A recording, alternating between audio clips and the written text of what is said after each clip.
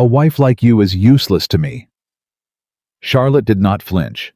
She did not cry. She had traveled 300 miles to stand in this man's house, her husband's house, on the morning after their wedding, still wearing yesterday's dust on her dress, still carrying the hope she had packed alongside her books and her pressed flour and her one good coat. And he had looked at her the way a man looks at a purchase he already regrets. She lowered her eyes, not because she agreed, because she had already decided something he didn't know yet. She was going to make him eat every single one of those words.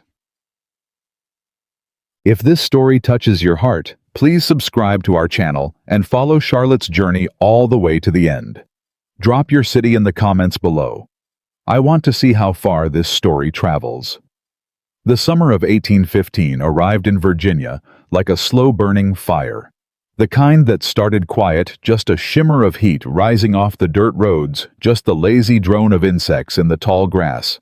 And then before you knew it, everything around you was scorched and unrecognizable. Charlotte Carter had arrived at Whitmore Estate on a Tuesday morning in late June.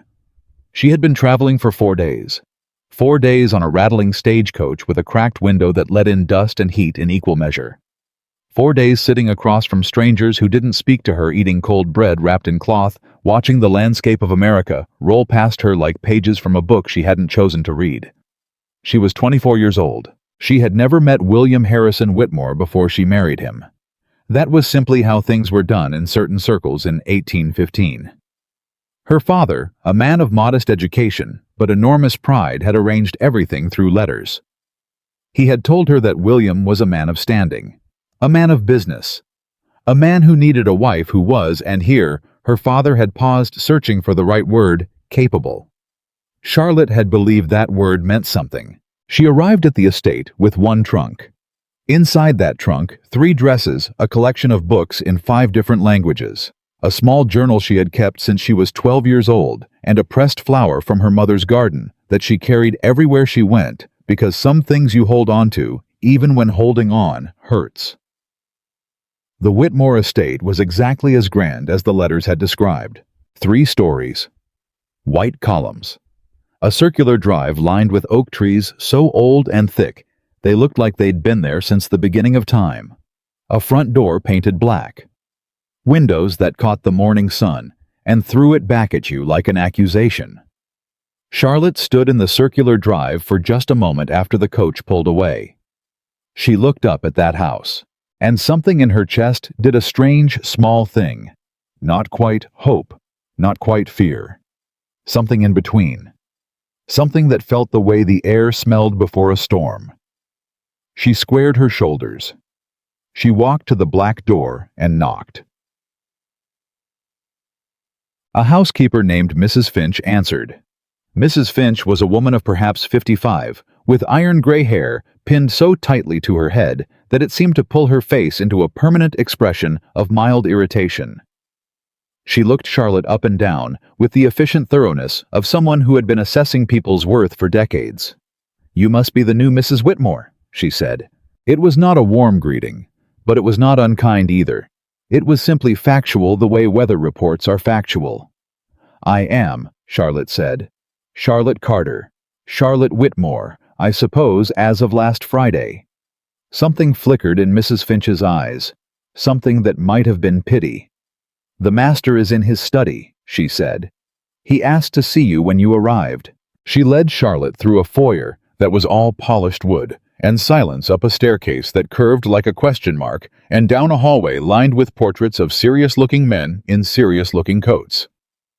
Charlotte looked at those portraits as she walked. All men. All Whitmores, presumably.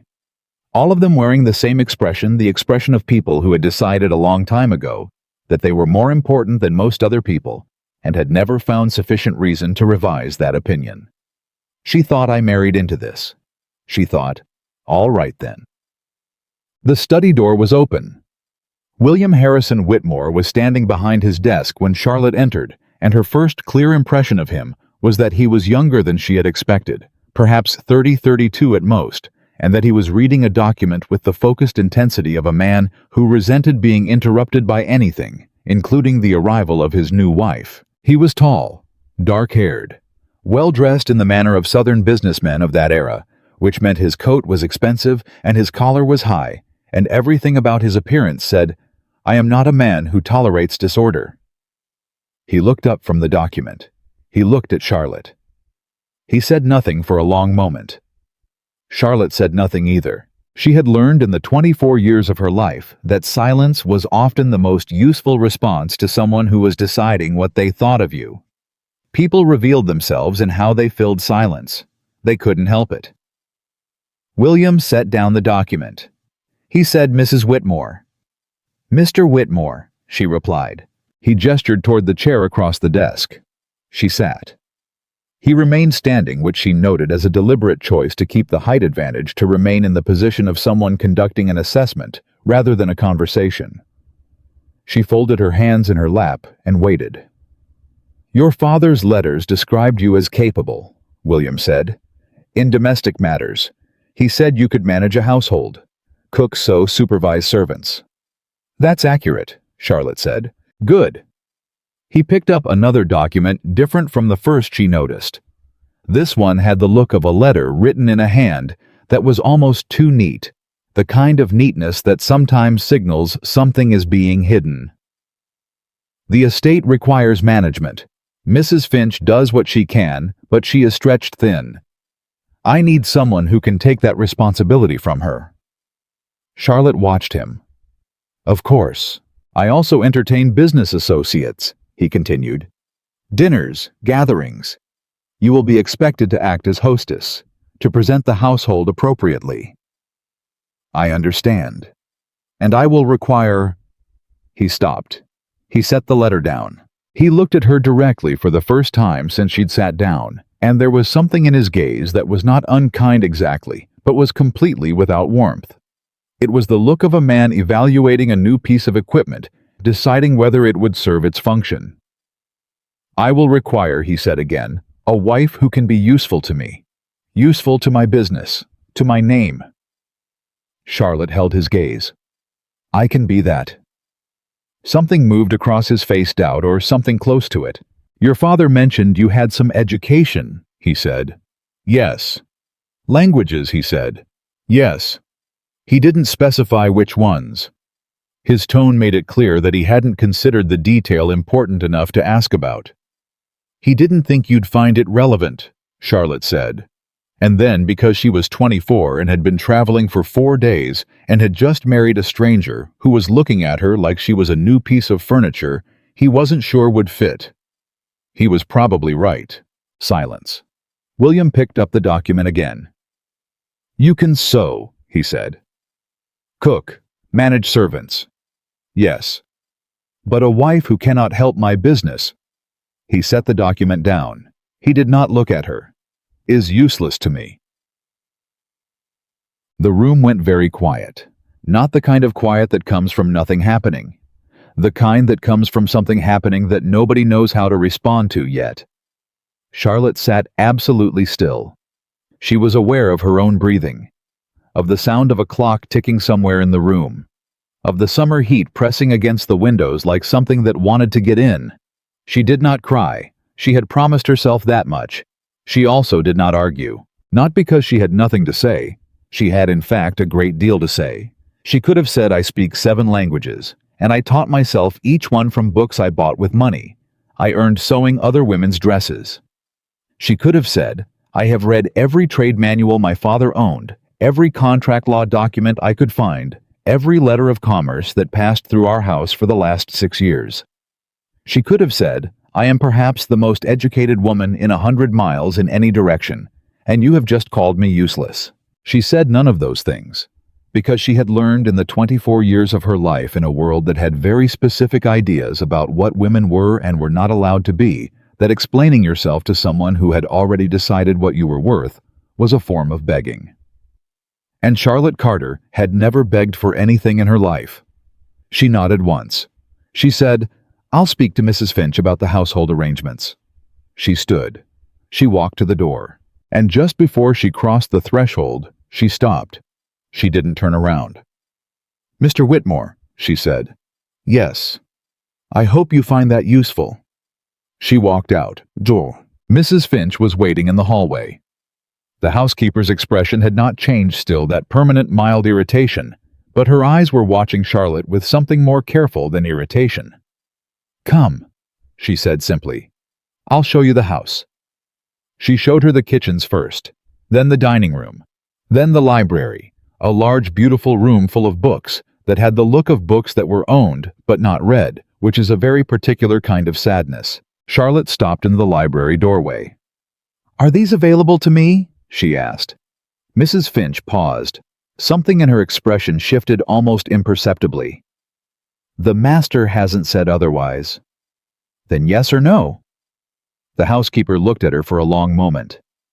"Yes," she said in a tone that sounded like a decision had just been made.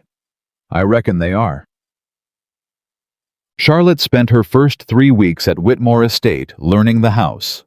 She learned its rhythms, the way she had always learned things, quietly, systematically, paying attention to everything that other people dismissed as unimportant. She learned that Mrs. Finch was fiercely competent and almost comically overworked. That the cook, a large woman named Beulah, who had been with the Whitmore family since William was a boy, knew the estate's history better than any document could record it. That the 2 housemaid sisters named Pearl and Iris, both barely 16, were terrified of William and adored Mrs. Finch, and did not yet know what to make of Charlotte. She learned that William rose at 5 in the morning and worked until past midnight more nights than not. That he ate his meals quickly and alone, standing at his desk if he could manage it. That he received letters constantly from Baltimore, from New York, from Charleston, and increasingly from Europe, from France and Spain and Portugal and Italy, and that those letters often went unanswered for days, sometimes weeks, because the man who should have been reading them simply couldn't. She learned this last thing by accident. She had been in the library one afternoon, the middle of her second week, when William came in, didn't notice her sitting in the corner behind a large chair, and stood at his desk, rifling through a stack of correspondence, with the barely controlled fury of a man who is losing a battle he doesn't fully understand. He pulled one letter out. Read the first line. Set it down. Picked up another. Read 2 lines. Set it down harder. "Damn it," he said to nobody. Charlotte sat very still. He picked up the first letter again. Stared at it. The handwriting was... Charlotte could see, even from across the room, a flowing Italian script. The kind of formal business Italian that had been fashionable in Genoese merchant circles for decades. He set it down again. He picked up a different letter. This one, she could tell from the style and paper, was French. Formal. Official. He read 4 words of it and stopped. He stood there for a moment with his hands flat on the desk, and for just a second, Charlotte saw something she hadn't expected to see in William Harrison Whitmore, the look of a man who was afraid. Not dramatically afraid. Not the fear of someone facing something immediate and visible. The deeper, quieter fear of someone watching something they've built begin to slip degree by degree from their hands and not knowing how to stop it. She almost spoke. She stopped herself. She was not yet sure what use her speaking would do. She waited until he left the room, then crossed to the desk and looked at the 2 letters he'd left lying face up. The first was from a trading house in Genoa. Formal and courteous in the way that Italian business correspondence always was, polished on the surface, specific and demanding underneath. They were requesting clarification on a contract term. The kind of clarification that, left unaddressed, would allow them to exit the agreement entirely. The second letter was from a firm in Bordeaux. It was less polite. It said essentially that they had sent 3 previous letters without response, and that if they did not hear from Whitmore Shipping within the fortnight, they would consider the partnership dissolved. Charlotte set both letters down. She went back to her chair. She picked up her book, and she began very quietly to think. She did not go to William that evening. She went to Beulah. The cook was in the kitchen after supper, sitting at the long wooden table with a cup of something that smelled like strong tea and a far-off expression that suggested she was reviewing the day and finding it acceptable. Charlotte sat down across from her. Beulah looked up. She was a large, broad-faced woman with deep-set eyes that missed nothing. She had been watching Charlotte for 2 weeks with the patient attention of someone waiting to see what kind of person a newcomer was really going to turn out to be. "You want something?" Beulah said. It was not a question. "I want to understand how the business works," Charlotte said. "The shipping business. What's happening with it? Who the partners are, what the problems are." Beulah was quiet for a moment. "Why you asking me?" she said. "I'm the cook." "Because Mrs. Finch is loyal to Mr. Whitmore and will tell me what she thinks I should know," Charlotte said. "And you've been here since William was a boy, which means you've seen everything. And I think you'll tell me the truth." Another silence. Beulah looked at her. "You sharper than you look," she said, not unkindly. "Most women are," Charlotte said. Something shifted in Beulah's expression. Something that was almost a smile, but was also something more serious than a smile. A recognition. "All right," she said. "Here's what I know." What Beulah knew was this: Whitmore Shipping had been one of the strongest trading houses in Virginia for almost 30 years. William's father had built it. Had spent decades establishing relationships with merchants in France, Spain, Portugal, Italy, the major European trading partners of the post-revolutionary era. When William's father died 8 years ago, William had inherited the business at 22. He was smart. He was driven. He had his father's instinct for opportunity. But his father had managed the European correspondence personally, had spoken French and Latin, had hired a translator for the Italian and Spanish letters. That translator, a man named Graves, had died 3 years ago, and William, rather than admit to his European partners that he had lost his translator and couldn't read their letters, had done what proud men sometimes did. He had simply not responded, hoping the letters would resolve themselves, hoping the partnerships would hold through silence and assumption. They hadn't. "He's been losing them one by one for 3 years, Beulah said. "French partners, Italian partners. The Portuguese captain who used to bring goods through every spring hasn't come in 2 years. She wrapped her hands around her cup. "He doesn't talk about it, but I can see it. The letters come in, and he puts them in a drawer and doesn't open that drawer again." Charlotte was quiet. "There's something else," she said. "Isn't there?" Beulah looked at her carefully. "What makes you say that?"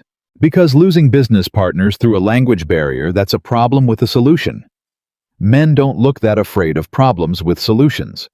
They look afraid of problems they didn't cause and don't know how to name." Beulah set down her cup. She looked at Charlotte for a long time. "There's a man," she said finally. "Name of Edward Blackwood. Got a trading company over in Richmond. Been friends with Mr. William or something like friends for years." She paused. "He handles some of the translations. When letters come in that Mr. William needs to respond to, Mr. William gives them to Blackwood, and Blackwood tells him what they say." Charlotte went very still. "He tells him," she said. "That's right." "Not shows him. Tells him." "William doesn't have proof otherwise," Beulah said. "He trusts the man. Known him since they were young." Charlotte thought about the letter from Bordeaux. 3 previous letters without response. Letters that should have been answered. Letters that if someone were passing false translations to William could have said anything. "Beulah," she said quietly, "I need you to trust me." The cook studied her. "You got some kind of plan," she said. "I'm starting one." Another silence. "All right then," Beulah said, and this time the thing in her expression was absolutely a smile. "I'll put on more tea." Charlotte did not tell William what she suspected. Not yet. Not because she was afraid to, but because suspicion without evidence was just noise, and she had spent too many years in a world that dismissed women's instincts to rely on instinct alone. She needed documents. She needed the original letters, the ones Blackwood had translated for William, and she needed to read them herself. She found a way to do that in the 3rd week. William had left for a business meeting in Richmond to meet with Blackwood as it happened, which Charlotte noted with a cold, focused sort of attention. He was gone overnight. Mrs. Finch, who had by now clearly decided that Charlotte was someone worth trusting, showed her the desk drawer where the unread letters were kept. There were 47 of them. Charlotte sat at William's desk and read every single one. It took her 6 hours. Most were what they appeared to be trade correspondence contract updates, the ordinary business of international commerce. Written in French, Italian, Spanish, and Portuguese, with 2 in German and 1 in a formal Genoese dialect that most European scholars wouldn't have recognized. Charlotte read them all, and in 7 of them she found the discrepancies. Not obvious mistakes. Blackwood was too careful for obvious mistakes. These were subtle alterations. A figure changed here. A clause interpreted differently. There, a date, subtly wrong in a way that would only matter if you were looking at the original document beside the translated version. But Charlotte was looking. And what she found, laid out across 7 letters over 18 months, was a pattern. Someone had been guiding William's responses through false translations to undermine specific contracts, to create confusion with specific partners, to make William appear unreliable, negligent, the kind of man that serious European merchants would walk away from, to make his business collapsible, to make him desperate. She sat at that desk for a long time after she finished reading. She thought about what desperate men do.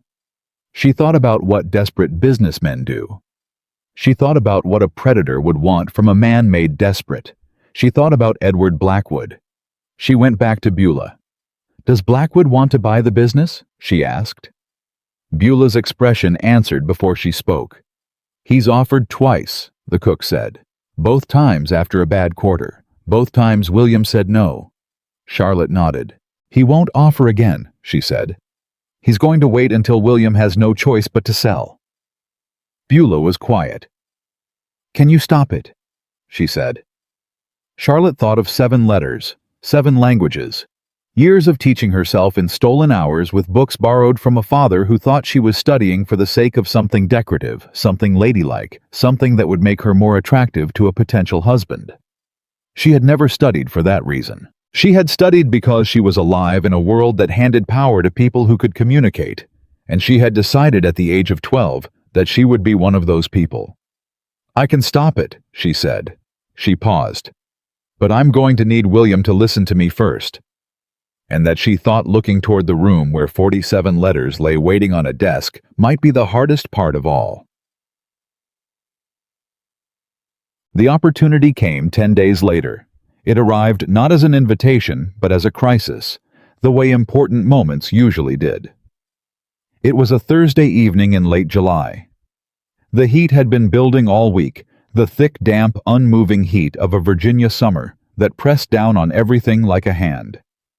Charlotte had been in the library after supper when she heard the front door open with the particular sharp urgency that meant something was wrong. She heard William's voice.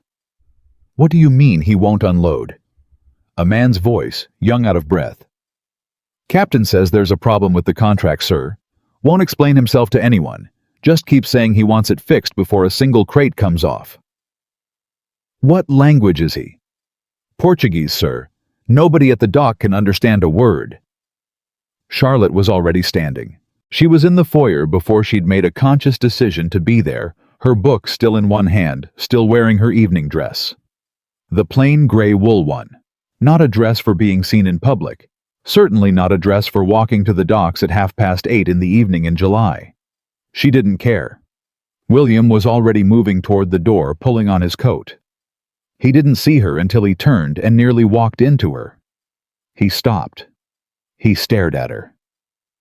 "Mrs. Whitmore, I'm coming with you," Charlotte said. "You are certainly not. The captain is speaking Portuguese," she said. "Do you speak Portuguese, Mr. Whitmore?" Silence. The young messenger was watching them both with wide eyes. William's jaw was tight. She could see the war happening behind his eyes, pride against practicality, the instinct to refuse against the knowledge that he had a ship sitting in his harbor refusing to unload. "Come then," he said. Short, grudging, already moving, Charlotte followed. The harbor was lit with lanterns. There were men everywhere. Dock workers, crew members. 3 of William's shipping managers, all of them clustered in frustrated knots around a ship, that sat in the water with its cargo still aboard, and its captain standing on the gangway like a man who has made a decision and sees no reason to revise it. The captain was a broad, dark-haired man of perhaps 50, with a gray-streaked beard and the burned, squinted look of someone who has spent decades staring at the ocean. He was gesturing emphatically at a document in his hand and speaking at considerable volume. William strode through the crowd. The captain looked at him and launched into a rapid, furious explanation in Portuguese. William stood there. Charlotte could see. It could see the moment where his expression shifted from anger to something much harder. Helplessness. The look of a man who cannot fight a battle he cannot understand. Around him, his managers were exchanging glances. Dock workers had stopped working to watch. Someone somewhere would remember this, would talk about it. Word traveled in harbors. Charlotte walked through the crowd. She stood beside William, and she spoke to the captain, in Portuguese. The dock went silent in stages first, the people nearest her, then rippling outward as the sound of a woman's voice speaking fluent Portuguese to a ship captain carried across the water. The captain stared at her. She said it again calmly, directly, with the particular tone that Beulah would have recognized as the tone Charlotte used when she had decided something needed to be addressed, and she was going to address it. The captain blinked. He answered. She listened. She asked a question. He answered again. She nodded. She turned to William. "There's a date discrepancy in the contract," she said. "The document he received states delivery for the 15th of July. The contract your office sent states the 15th of August. He waited a month past his expected delivery date before coming, and he's been sitting in your harbor for 2 days while your managers pointed at the document and couldn't explain why the dates were different." William's expression was very still. "The goods," he said. "Completely fine. He's been careful with them. He's a conscientious man, and he's angrier than anything about the wasted time, but he's not looking to end the relationship. He wants an explanation and an amendment, and he wants it tonight." "Can you draft?" William stopped, looked at her. "Do you write Portuguese?" "Yes," Charlotte said. He stared at her for a moment. He said, "Then please." "Of course," Charlotte said. She turned back to the captain. And for the next 30 minutes, while William stood beside her with the particular silence of a man reassessing every assumption he had made, in the recent past, Charlotte.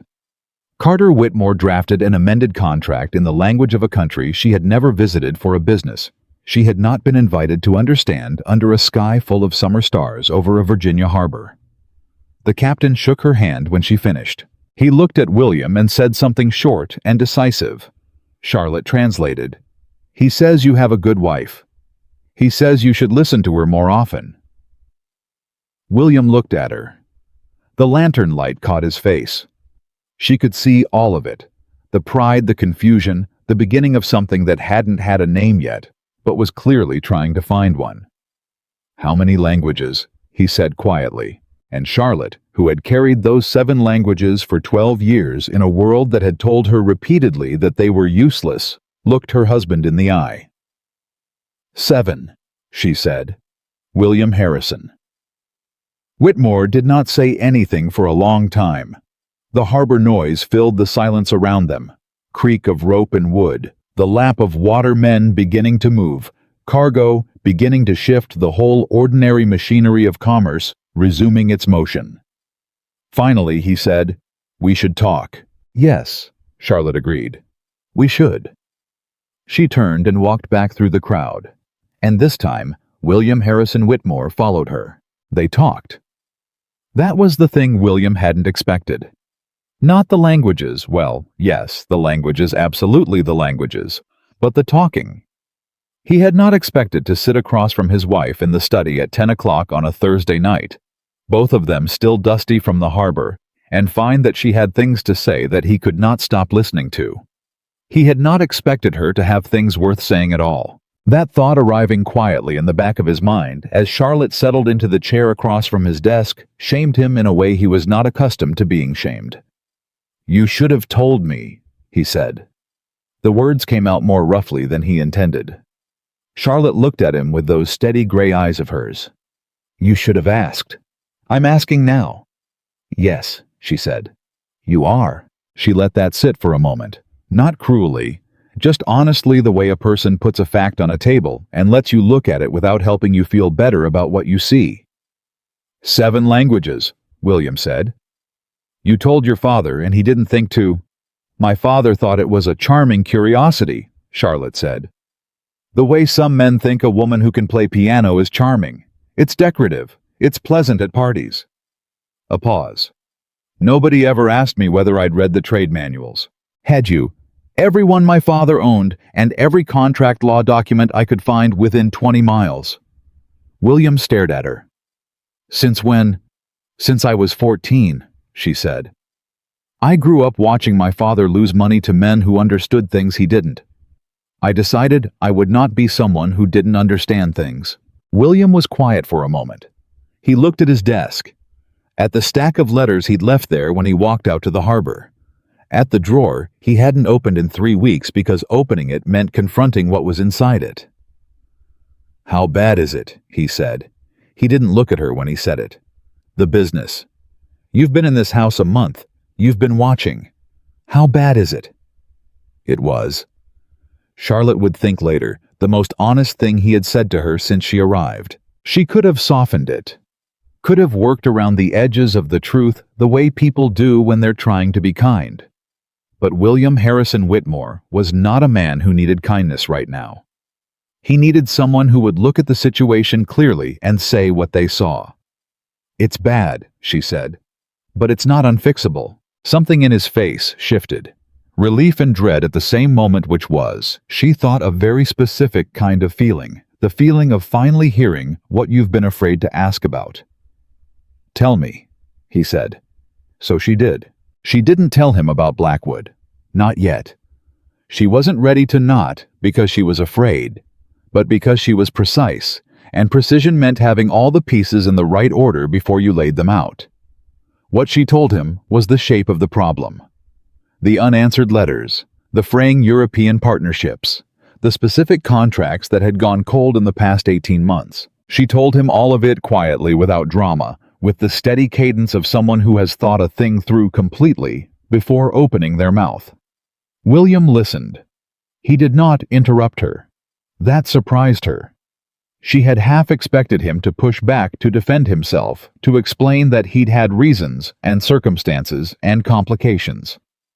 Men, in her experience, often did that when confronted with an accounting of what had gone wrong. He just listened. When she finished, he sat back in his chair. The Bordeaux letter, he said. The one that threatened to dissolve the partnership. That was 3 months ago. Yes. I didn't answer it. I know. Because Blackwood told me. He stopped. He pressed his fingers together. Blackwood told me it was a minor complaint about a shipment delay, that I could wait a week and send a standard response. Charlotte was very careful to keep her face neutral. And did you send the standard response? He drafted one for me. A pause. I sent it. Charlotte said nothing. William looked at her.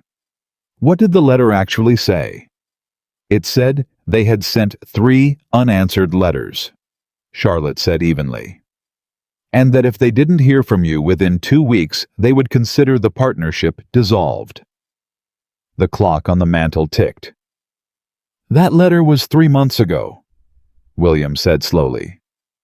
Yes. So the partnership is most likely gone, Charlotte said. Unless we write to them immediately, tonight if possible, with an explanation substantial enough to make them reconsider. William stood up. He moved to the window. He stood there with his back to her, and Charlotte watched the line of his shoulders and understood she was watching a proud man absorb something that pride had absolutely no defense against. Blackwood told me it was a minor complaint, he said again, quiet, more to himself than to her. I know what he told you, Charlotte said. Something in her tone made him turn around. He looked at her, and Charlotte Carter Whitmore made a decision. Not the whole truth, not yet, but enough of it to point him in the right direction and let him start walking. William, she said the first time she had used his given name, and she saw him register, that saw something shift in his expression at the sound of it. "How long has Blackwood been handling your European correspondence?" He didn't answer immediately. 3 years, he said. "And in 3 years, how many European partnerships have you lost?" Silence. "Or let me ask it differently," she said. "When your father was alive, when the business was at its strongest, how many European partners did Whitmore Shipping have?" 12. "And today?" The silence was longer this time. 4, he said. Charlotte held his gaze. She didn't say anything else. She didn't need to. The arithmetic was simple, and William Harrison Whitmore was not a stupid man. He was a man who had trusted someone he shouldn't have, which was a different thing entirely. She watched him put it together.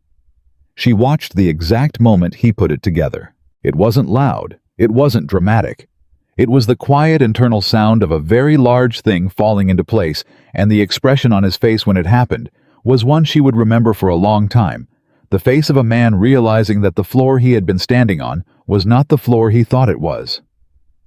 "Charlotte," he said, her name in his mouth careful, deliberate. "What do you know?" "Enough to be certain something is wrong," she said. "Not yet enough to prove it completely, but you're working on it." She met his eyes. "I have been since my 2nd week here." Another long silence. Then something entirely unexpected happened. William Harrison Whitmore sat back down. He looked at his wife across the desk, and he said, "Then let's work on it together." Charlotte blinked. Just once.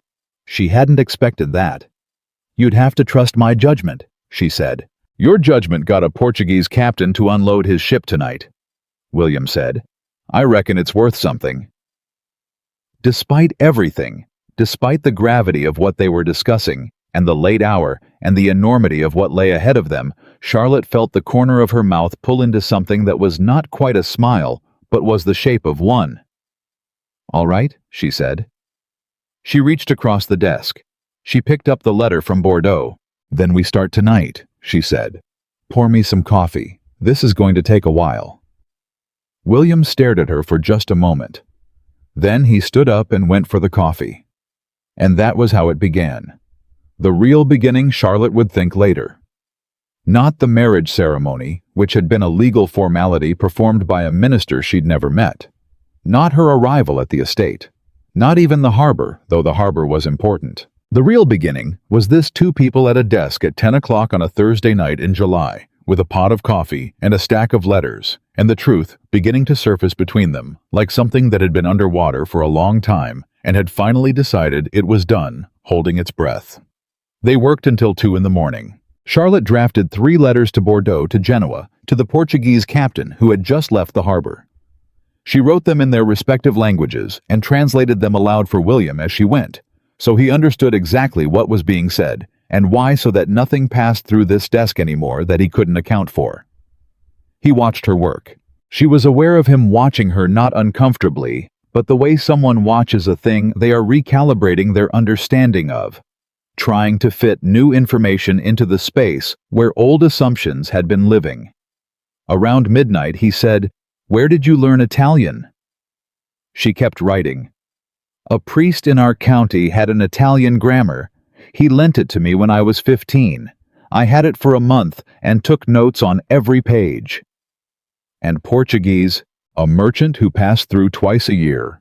I interpreted for my father at 16 when he needed to negotiate a cloth shipment. The merchant gave me a dictionary afterward." She paused.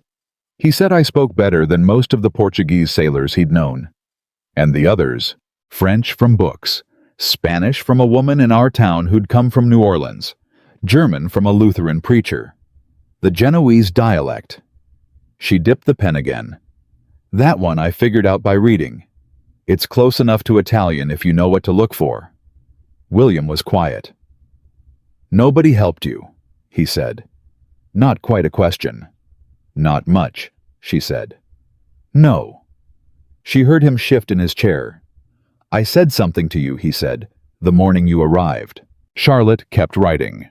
Her pen moved steadily across the paper. "Yes."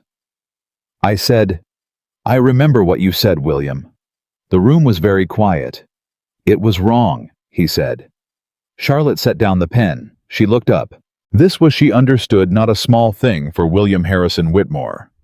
This was not a man who handed out admissions of wrongness casually. She could see the cost of it in his face, the slight tension around his jaw, the careful blankness that men wore when they were trying to say something true that their pride didn't want said. "Yes," she said simply. "It was." She picked up the pen. She kept writing.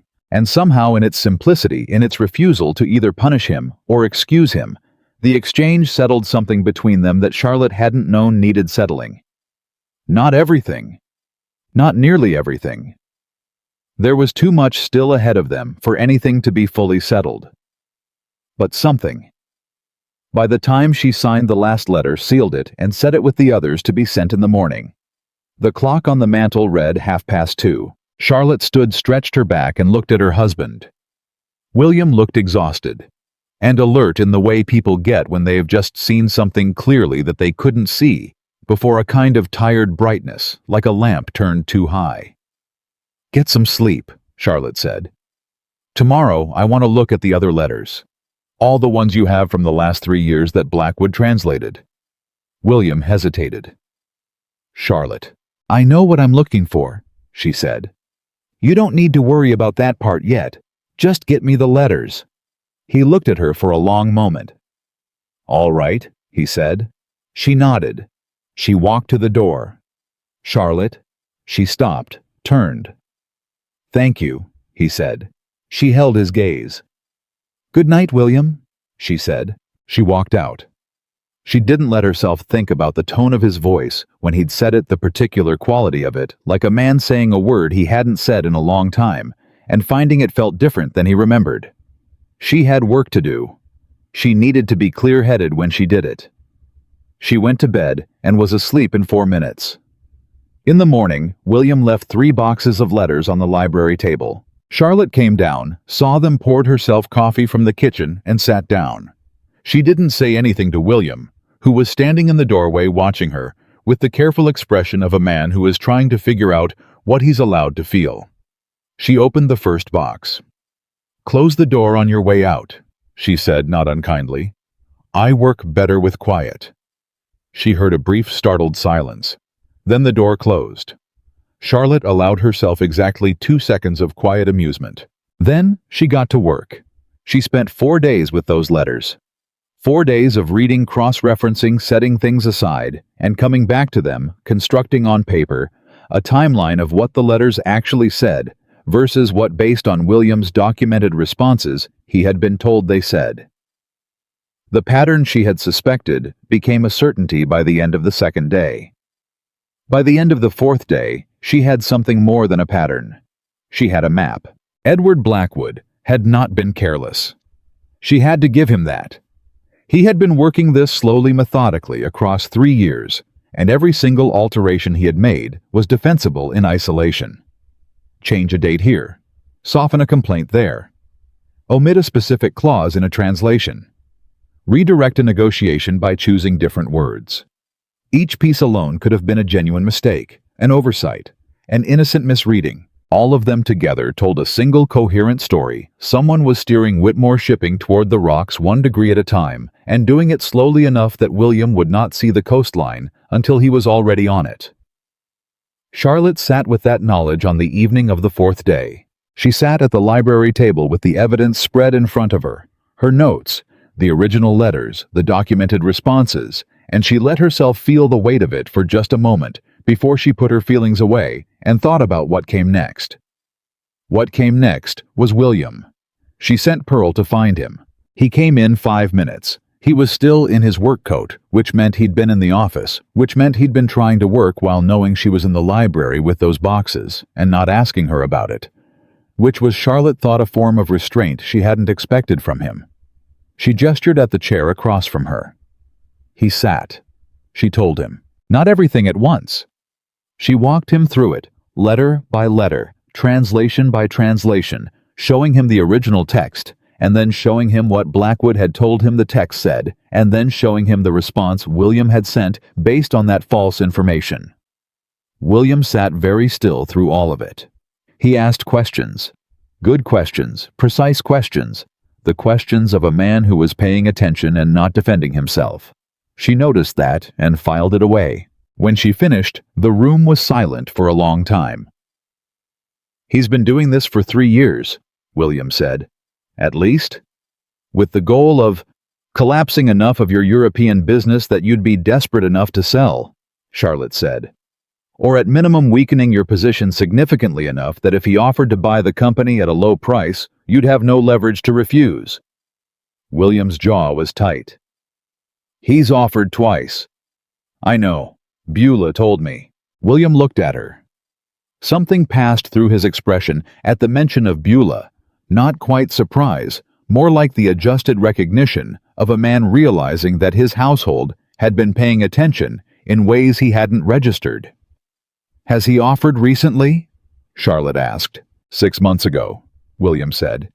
"I told him no. He said—" He stopped. "He said he was worried about me. Said the business was struggling and he wanted to help. He offered to take on the European accounts himself formally as a partnership arrangement." Charlotte was quiet. "And you said—" "I said I'd think about it." "Have you thought about it?" "I was going to tell him yes," William said. "Next time I saw him." He paused. "Which was supposed to be Friday." Charlotte looked at him. "Don't," she said. "I wasn't planning to anymore," he said, dry and sharp in a way she was beginning to recognize as his version of dark humor. She almost smiled. Almost. "He'll come to you soon," she said. "When he doesn't hear from you, he'll want to check the status." "And when he does—" "Let him come," Charlotte said. "Be normal. Be William Whitmore as he expects to find him frustrated, struggling, a little desperate." She met his eyes. "Can you do that?" William looked at her steadily. "I've had practice." A pause. Something in the room shifted the way rooms do sometimes when two people are reaching a new understanding about what their situation actually is. "Charlotte," he said, "this will get worse before it gets better. When Blackwood finds out we know, he'll attack from a different direction," she said. "Yes, he has allies, men in Richmond who owe him, men who influence contracts and approvals. If he decides to move against the estate, then we'll need to move first," Charlotte said. "To do that," William said, "I need to know everything you know, not just the letters. Everything. Your thinking, your plan." Charlotte looked at him across the table, full of letters and notes and documented evidence. This was, she thought, another one of those moments. A door, open or closed, depending on what happened next. "Then we need to talk about the international contract," she said. "The one that's coming from Spain in October. The one you mentioned to me in passing 2 weeks ago and didn't think I was listening to." William stared at her. "You were listening?" "I'm always listening, William." He was quiet. "Blackwood knows about the contract," Charlotte said. "He helped you set it up, which means he knows its value, its terms, its timeline.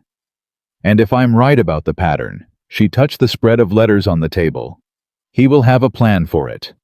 Something that will look like your mistake. Something that will at the worst possible moment make you look incompetent or dishonest to an international partner you cannot afford to lose." William was very still. "The original documents are in Spanish," he said slowly. "Yes." "Which I cannot read." "No. But you can." "Fluently," Charlotte said. "And I want to see the originals, William. Every version of every document related to that contract. Before Blackwood has a chance to get near them." For a long moment, William didn't say anything. He looked at the table of evidence. He looked at his wife. And Charlotte would always remember what he said next, not because it was dramatic, it wasn't. It was quiet and simple, and entirely without performance. But it was the first time she heard in his voice the particular quality of a man who had stopped deciding what he thought of a person and started simply seeing them. "You're protecting my business," he said. Charlotte looked at him. "No," she said. I'm protecting our future." A long silence. William nodded slowly. He looked down at this table, and then he said something that she had not expected, and that was in its own way more significant than anything else he'd said in the past 2 weeks. "Tell me what you need," he said, "and I'll make sure you have it." Charlotte studied him. His face was open in a way she hadn't seen before, not soft, not sentimental, but honest. The honest face of a man who has taken a full accounting of a situation and decided what kind of person he is going to choose to be in response. "Access to all the correspondence," she said. "Everything. No intermediaries." "Done. I want to be in the room when Blackwood comes." A pause. That one cost him something, she could see it. Having his wife present in a business meeting was not how things were done. Men like Blackwood would comment on it, would make it mean something. "Done," he said. "And when I tell you something is wrong with a document," she said, "I need you to trust that I'm right before you ask me to explain why." The longest pause, but he looked at her. "Done," he said. Charlotte gathered her notes. She stood. "Then we have work to do," she said. "And not much time to do it in." She didn't tell him yet what she had begun to suspect about the depth of Blackwood's network, the way certain names recurred across multiple letters, the signatures and countersignatures that kept appearing in shipping documents from 3 different cities, the outline of something bigger and more organized than one man's ambition. She didn't tell him because she wasn't certain yet. And certainty in this would matter, because when they moved against Edward Blackwood, they would need to move in a way he couldn't recover from. They would need to be right in a way that left no room for a man like Blackwood to reframe the story, to redirect the blame to point at Charlotte, and say the word that men like him had always used as a weapon against women like her. She needed to be bulletproof. She needed the evidence to be bulletproof. She went back to the letters, and outside in Richmond, Edward Blackwood was having dinner with 2 city council members and a shipping magistrate, laughing at something someone had said, entirely confident that William Whitmore's business was right on schedule to be his by the end of the year. He had no idea. He had no idea at all. Across town in a library full of documents he thought nobody could read, a woman who spoke 7 languages was building the case that would take everything from him. And she was almost done. The Spanish contract arrived on a Wednesday. Charlotte knew it was coming before it arrived. She had been watching the mail every morning for 2 weeks. Obviously, not in a way that anyone would notice, but with the quiet, systematic attention she applied to everything that mattered. She was standing near the front entrance when Mrs. Finch took the packet from the courier, and she was the one who carried it to the library. She set it on the table. She looked at it for exactly 3 seconds. Then she opened it. The documents inside were 42 pages.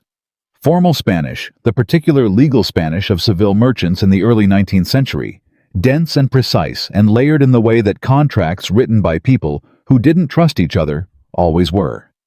Charlotte had seen the style before in her father's library in a trade manual from a Spanish merchant house that she had read twice at age 17. She read the contract in its entirety before she called for William. It took her an hour and 20 minutes. When he came in, she was sitting at the table with her notes spread around her and a look on her face that he had learned in the past several weeks to pay attention to. "Is it what we expected?" he asked. "It's better than we expected," Charlotte said. "And that's the problem." William sat down. "Explain."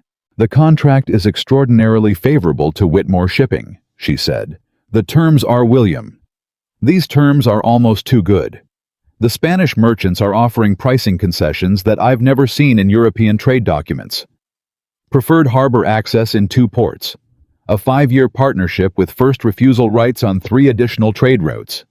"That sounds too good," she said again.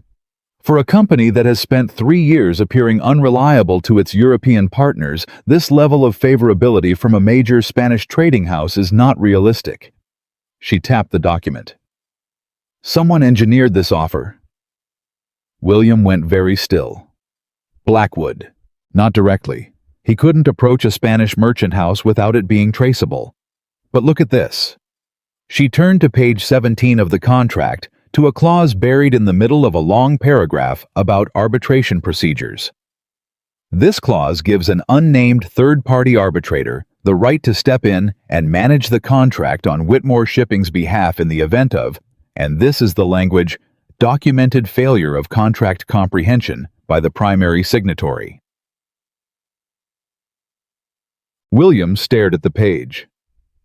Failure of contract comprehension, he said slowly, meaning in plain terms if it can be demonstrated that you didn't fully understand what you were signing, someone else gets to manage the contract. Charlotte let that land. The terms of the contract are in Spanish. You cannot read Spanish. The moment you sign this document, you are signing something that contains a clause allowing a third party, whoever that party is, and the document doesn't specify to take operational control of the most valuable trade agreement Whitmore Shipping has ever secured. The room was completely quiet. William's face had gone through several different things in the span of about 10 seconds. Charlotte watched all of them. The confusion first, then the understanding, then the particular cold fury of a man who realizes he has been not just deceived, but systematically set up over years with patience and precision for exactly this moment. He was going to translate this for me, William said. Yes. He was going to tell me it was a straightforward agreement, most likely, and I would have signed it. Charlotte said nothing. She didn't need to. And then, William said, and his voice was very flat and very controlled, which she had learned was more dangerous than when he was loud.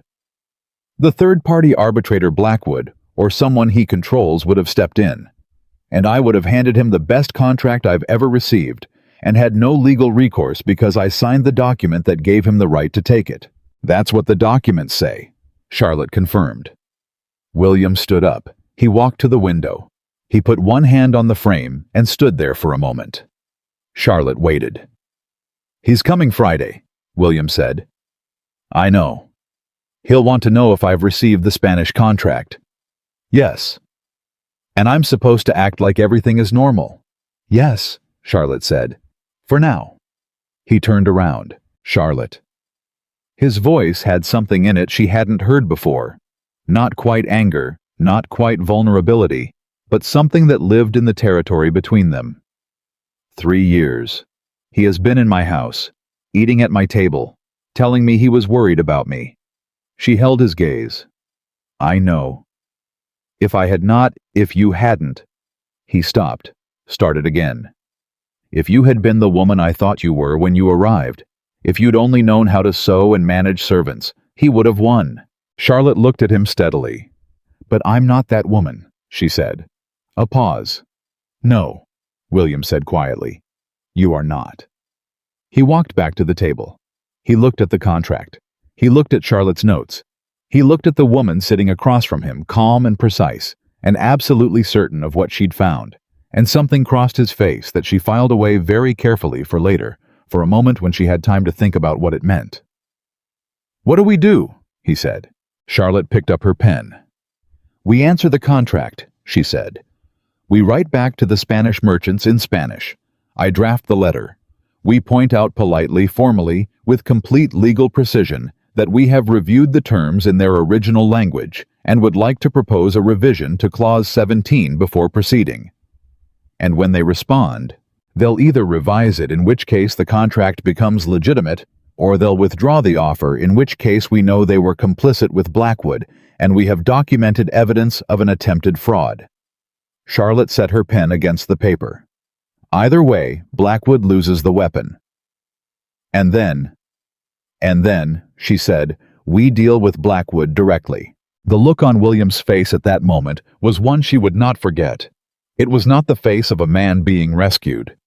It was the face of a man who had just found solid ground under his feet after a very long time of not being sure where the ground was. All right, he said. He sat down. Then let's write the letter, he said. She nodded, and she began. Friday came the way trouble always comes, too soon, too bright, with a pleasant face. Edward Blackwood arrived at Whitmore Estate at 2 p.m, riding a good horse, dressed in the manner of a man who had done well for himself, and wanted you to know it without appearing to want you to know it. He was 41, heavy-set, with a broad, affable face, and the handshake of a man who had spent decades ensuring that everyone he met felt immediately instinctively at ease with him. Charlotte watched him from the top of the staircase as Mrs. Finch let him in. She had not met him before. She had only known him through documents, through the evidence of what he had done, through the careful fingerprints he had left on 47 letters over 3 years. Seeing him in person was a strange experience, because he looked like exactly what he pretended to be: a friend, a concerned colleague, a man of good character. She thought men like this are the most dangerous kind. She came downstairs. Blackwood was in the foyer with William, and both men turned when they heard her on the stairs. She watched Blackwood's face as he registered her the quick practiced assessment that he probably thought was invisible, reading her age, her dress, her bearing, filing her away in whatever internal ledger he kept of people, and whether they posed a risk. She watched him decide she didn't. That decision she thought would cost him. Blackwood, William said, and his voice was exactly right, a little tired, a little stressed, nothing out of the ordinary for a man struggling with his business. Charlotte felt a flash of something that might have been admiration. "My wife Charlotte, Charlotte Edward Blackwood, an old associate of mine." "Ma'am." Blackwood's smile was warm. "I hope Virginia's been treating you well." "Very well, thank you," Charlotte said pleasantly. "Will you be staying for dinner? I wouldn't want to impose—" "You won't," she said, and smiled, and walked toward the kitchen to find Beulah. Behind her, she heard Blackwood say something low to William that she didn't quite catch. She heard William's response, "The study." She kept walking. Beulah was at the kitchen table when Charlotte came in and closed the door behind her. "He's here," Charlotte said. Beulah didn't look up from what she was doing. "I know," heard the horse. "Can you have one of the girls bring coffee to the study in about 20 minutes and make sure it's Pearl, not Iris?" Beulah looked up now. "Pearl's sharper," she said. "Yes," Charlotte said. "That's why." Beulah studied her for a moment with those deep-set eyes that never missed much. "You ready for this?" Charlotte thought about the 47 letters, the annotated timeline she had built across 4 days, the clause on page 17. The response she had drafted in Spanish, which was sitting sealed on the library table ready to be sent the moment this afternoon was concluded. "Yes," she said. Beulah nodded slowly. "Then go do what you need to do," she said. "I'll have Pearl take that coffee." Charlotte went back to the hallway. She walked to the study. The door was not fully closed. She stopped outside it, not intending to eavesdrop. That wasn't her style, and she didn't need to. But the sound of Blackwood's voice reached her clearly, and what she heard made her stop. "Well, honestly, William, I'm worried about you," Blackwood was saying. The concern in his voice was so genuine-sounding that if she hadn't spent 4 days reading his work, she might have believed it. "The Spanish contract is an incredible opportunity. These are serious merchants, but the documentation is complex, and I want to make sure you understand everything before you commit." "I appreciate that," William said. His voice was perfectly calibrated, grateful, a little weary. "Have you received the documents yet?" A pause. Charlotte held very still. "I have," William said. "They arrived Wednesday." "And have you had a chance to look through them?" "I've had a lot on my plate," William said. "I haven't managed to get through all of it, but I'd love your help with the translation when you have time." Charlotte let out a breath she hadn't realized she was holding. "Of course," Blackwood said, and she could hear the satisfaction in it, the very slight, very controlled satisfaction of a man whose plan is proceeding exactly as designed. "That's exactly why I came. We can go through it together this afternoon." "I was hoping you'd say that." Charlotte moved away from the door. She went to the library. She sat down at the table and put her hands flat on the surface and thought very carefully about the next several hours. Blackwood was going to offer to translate the contract this afternoon. William was going to tell him he'd been thinking it over and wanted his wife's input before signing anything significant. Blackwood was going to be pleasant about that because men like Blackwood were always pleasant when they thought they were in control. And then Charlotte was going to come into that room and everything was going to change. But she needed something first. She needed the piece she didn't yet have. She knew what Blackwood had done. She knew how he'd done it. What she needed, what would make the difference between exposing him and destroying him, was proof of who he had done it for. Because a man like Blackwood didn't operate alone. The names that kept reappearing in those letters, the countersignatures, the shipping documents from 3 cities, that was infrastructure. That was organization.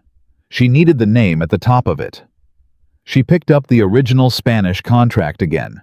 She turned to the back pages, the ones she had read through quickly on Wednesday, but hadn't dwelt on because the critical clause was on page 17, and she had focused there. She read the final 6 pages more slowly now. She almost missed it. It was in the signatory section in the legal boilerplate that followed the main terms. A sentence that in the context of a 42-page contract was easy to skim past. It named the arbitration firm that would handle disputes arising from the agreement. A firm called Meridian Trade Associates based in Richmond. Charlotte set the document down. She sat very still. She thought about every name that had appeared across the 47 letters. She thought about the countersignatures. She thought about a shipping magistrate in Richmond who had appeared 3 times in documents that should not have had his signature on them. She thought Meridian Trade Associates. She got up and went to the boxes. She found the Genoese letter, the one from 18 months ago, the one with the signature that had seemed odd to her, but which she had set aside because she couldn't yet place it. She pulled it out. She looked at the signature. It was a Genoese merchant. His name was Pharaoh. But below his signature, barely visible, was what appeared to be an agent's countersignature, the kind that appeared on documents when a third-party broker had facilitated the correspondence. The initials were MTA, Meridian Trade Associates. Charlotte put the letter down on the table. She thought it was never just Blackwood. Blackwood was the instrument. Several someones had been using him as the front, the face, the man who had the existing relationship with William. But the infrastructure behind him was organized enough to have facilitated correspondence across at least 3 countries. This was not one man's ambition. This was a conspiracy. And the Spanish contract wasn't just designed to take William's best deal from him.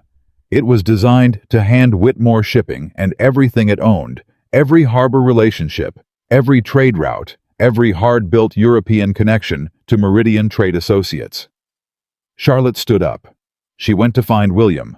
She knocked on the study door, opened it without waiting for an answer. Both men looked at her. Blackwood's expression was politely surprised. William's was alert in the way she recognized now the particular alertness of a man waiting for his cue. "I'm sorry to interrupt," Charlotte said pleasantly. "William, could I have a word? It won't take long." "Of course." He stood, excused himself to Blackwood with exactly the right degree of ordinary apology. He followed her into the hallway. Charlotte pulled the door nearly shut. She spoke very quietly. "It's bigger than Blackwood," she said. "There's a firm behind him, Meridian Trade Associates based in Richmond. They've been in the documents for at least 18 months, and they're the named arbitration firm in the Spanish contract." William's expression didn't change. That was how she knew he was taking it seriously. "How big?" he said. "I don't know yet. Big enough to have contacts in Genoa, big enough to have a shipping magistrate in Richmond putting his name on documents he had no business signing." A pause. "The magistrate," William said. "His name is Hargrove." Charlotte looked at him. "You know him. He approved our harbor expansion 3 years ago." A beat. "Blackwood introduced us." The hallway was very quiet. "All right," William said. He said it the way a man says something when he's absorbing a blow and refusing to let it knock him down. "All right. What do we do?" Charlotte looked at him. "We do exactly what we planned," she said. "But I'm coming into that room now, not later. And I'm bringing the contract." His jaw tightened just slightly. She knew what he was thinking, that Blackwood would see it coming, that he'd change his approach, that the element of surprise would be lost. "Trust me," she said. He looked at her. He nodded. She went to the library. She picked up the contract. She picked up her notes. She walked back to the study, opened the door fully, and walked in. Blackwood looked up. His expression was pleasant, comfortable, slightly paternal, the look of a man who had already categorized her and found her unthreatening. "Mrs. Whitmore, we were just discussing the contract actually. Your timing is excellent," Charlotte said. She sat down at the table. She set the contract in front of her. She opened it to page 17. "I've been reviewing the original documents. I had a few questions I hoped you might be able to help me with." Something shifted in Blackwood's face. Very slight. A recalibration. "I'm afraid most of this is rather technical," he said, his voice still smooth. "Trade law can be quite, I understand it," Charlotte said. "I read Spanish. I was hoping you could explain this clause." She turned the contract around and slid it across the table. She pointed to the arbitration clause on page 17. Silence. It was not a long silence. 3, maybe 4 seconds. But Charlotte had learned to read silences the way other people read faces, and those 4 seconds contained a great deal of information. She watched Blackwood look at the page, watched the micro-movement of his eyes, the infinitesimal change in the set of his jaw, the moment where the pleasantness in his expression stopped being natural and started being performed. "This is standard language," he said. "Is it?" Charlotte said. "Because in my reading, and please correct me if I've mistranslated, this clause grants an unnamed third-party arbitrator operational control of the contract in the event of documented failure of contract comprehension by the primary signatory." She tilted her head. "In a contract written in Spanish, which my husband does not speak." She held his gaze. "Help me understand," she said pleasantly. "Why would a standard trade agreement include a clause that would remove operational control from the man who signed it?" Blackwood looked at William. "Your wife seems to have gotten a rather creative interpretation of—" "She reads 7 languages," William said. His voice was flat. "Her interpretation is her translation."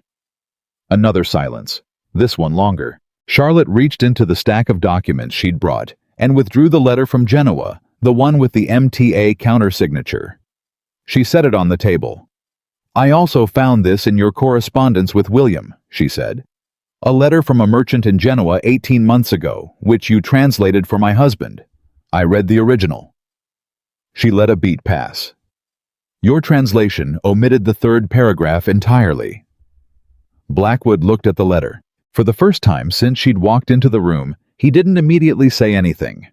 Charlotte reached for the next document. "This one is from Bordeaux," she said. "You told William it was a minor complaint about a shipment delay." The original letter in French, which I also read, states that William had failed to respond to 3 previous letters, and that the partnership would be dissolved if he didn't reply within 2 weeks. She set it on top of the Genoa letter. "William sent a standard response based on your translation. The partnership dissolved 6 weeks later." Another document. "This is from your Portuguese contacts," she said. "You translated this as confirming receipt of a shipment. The original states that the shipment arrived with significant damage and requests compensation." She set it down. William never knew. The pile was growing. Blackwood's face had gone through the performance of pleasantness and come out the other side into something harder and colder. He looked finally like what he actually was. "These are serious accusations," he said, "from a woman who has been in this county for 2 months and has no—" "Standing," Charlotte said. "No expertise, no credibility." She kept her voice entirely calm. "Mr. Blackwood, I have 47 letters, 17 of which contain demonstrable discrepancies between your oral translations and the original text. I have a timeline showing that every discrepancy served to damage William's European partnerships in a consistent direction. And I have a Spanish contract with an arbitration clause naming Meridian Trade Associates as the controlling party." She paused. "The same Meridian Trade Associates whose initials appear as a broker's countersignature in Genoese trade documents that passed through your hands." Silence. "I would love to hear," she said, "your explanation." Blackwood looked at William. William looked back at him, and William said nothing. He just sat there, steady and still, and let his wife do what she had spent 4 weeks building toward. Blackwood stood up. "This conversation," he said, clipping each word, is over. William, I'll be in touch when you've had time to think more clearly without my wife in the room, William said. No, sit down, Edward. Blackwood's eyes went sharp. I am not. Sit down. William's voice was not loud. It never needed to be. Charlotte had learned. The authority in it was the kind that came from certainty, and he was certain now in a way that he hadn't been in 3 years. Or don't. But if you walk out of this room the next time we speak, we'll be in front of a magistrate. A pause. A different magistrate, Charlotte said quietly. Not Hargrove. Blackwood went very still. His eyes moved to her. Charlotte held his gaze. She watched him calculate, watched him assess the situation with the rapid, cold intelligence of a man who had spent years operating in the space between what was legal and what was provable. She watched him take inventory of what she had on the table, the documents, the letters, the notes, and she watched him realize that she had not brought everything she had, that what was on the table was the summary, not the whole, and that behind it was the kind of evidence that had been built by someone who understood what she was looking for. You can't prove any connection to Meridian, he said. His voice was different now. The warmth was entirely gone. I can prove the translation discrepancies, Charlotte said. I can prove the losses that resulted from them. I can prove you had access to and handled every one of the affected letters.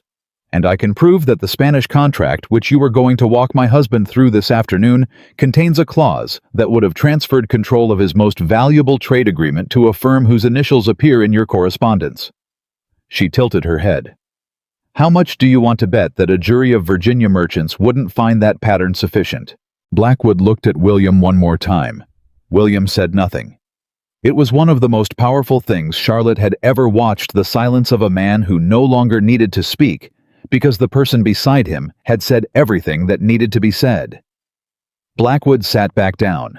He sat down heavily like a man whose legs had stopped cooperating. What do you want? He said.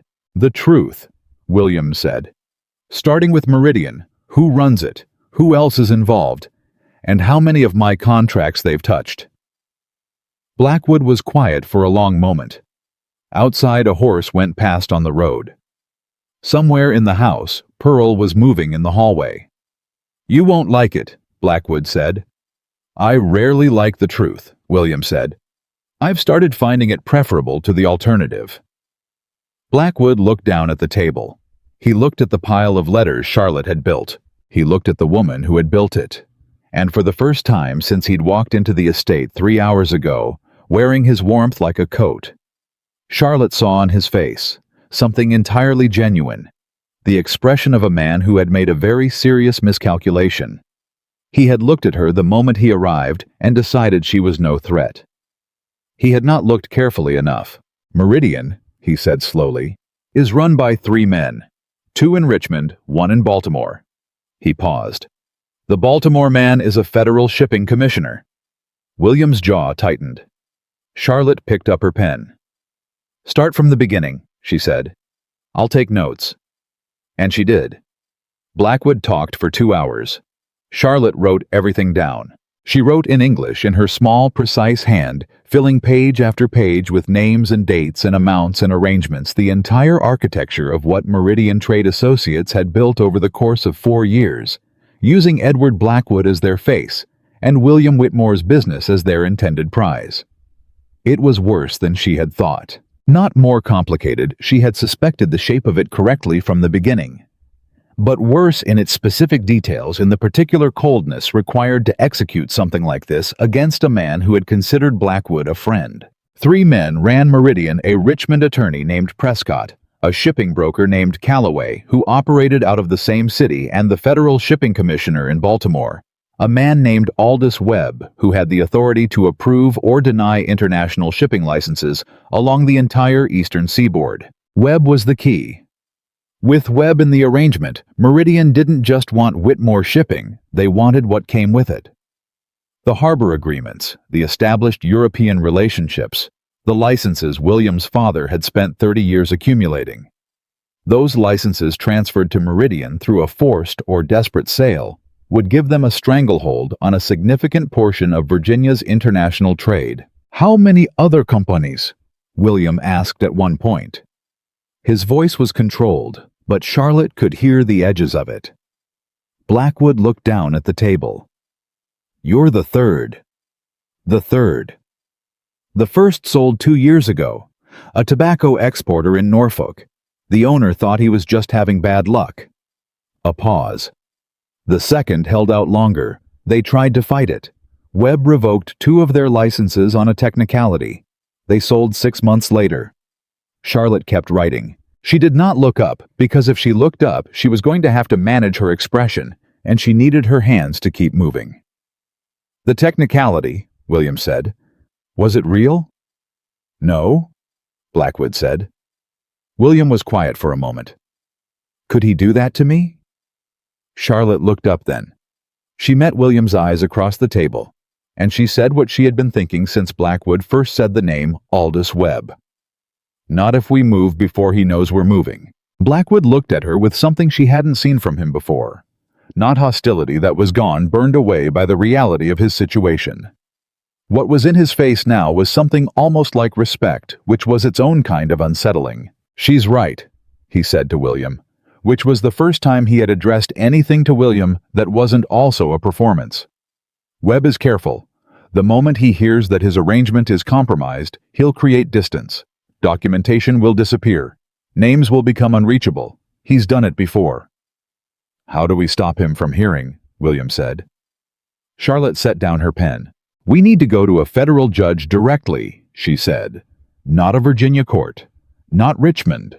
Federal jurisdiction because Webb is a federal officer. She looked at Blackwood. Do you have documentation of Webb's involvement? Something in his own hand or bearing his official seal? Blackwood reached into his coat. He pulled out a letter. He set it on the table. Charlotte looked at it. It was written on official Federal Shipping Commission letterhead dated 8 months ago, and it contained specific instructions from Aldous Webb regarding the timeline for Whitmore Shipping's acquisition, written in the kind of careful bureaucratic language designed to sound neutral, but which to anyone who knew what they were looking at was unmistakably an instruction to a co-conspirator. Charlotte picked it up. She read it. She set it down. Why? William said, looking at Blackwood with an expression that was very quiet and very dangerous. Do you have this? Blackwood was silent for a moment. Because, he said finally, I'm not an idiot. Charlotte and William both looked at him. Webb is a federal commissioner, Blackwood said. Prescott is an attorney. Calloway has money. I am the one whose name is on the translated documents, the one who is physically traceable to the fraud. He looked at the letter. I kept that because if it ever came apart, I needed something that proved I wasn't the one at the top of it. The room was quiet. You were protecting yourself, Charlotte said. Yes. From the men who were using you. A long pause. Yes, Blackwood said, and something in that single word had the particular exhausted quality of a man admitting something he had been avoiding for a long time. Charlotte studied him. She was not. She decided going to feel sorry for Edward Blackwood. He had made choices with full knowledge of their consequences, and those choices had caused real damage to real people. But she was practical enough to understand that a man holding a federal commissioner's letter, signed in that commissioner's own hand, was an asset. If we take this to a federal judge, she said carefully, and you provide full testimony, every detail, every name, every arrangement, is there anything Webb could use to refute your account? Blackwood thought about it. He'll say I'm lying, that I fabricated the letter. The letter is on official letterhead. Handwriting can be authenticated. Charlotte folded her hands. Is there anything else? Anything he knows about you that he'd use to destroy your credibility before you destroyed his? A pause. There are 2 other letters, Blackwood said. Letters I wrote to Prescott, confirming my participation in the arrangement. Where are they? Prescott has them. Charlotte nodded slowly. Then Prescott will use them if he thinks you're turning. Yes.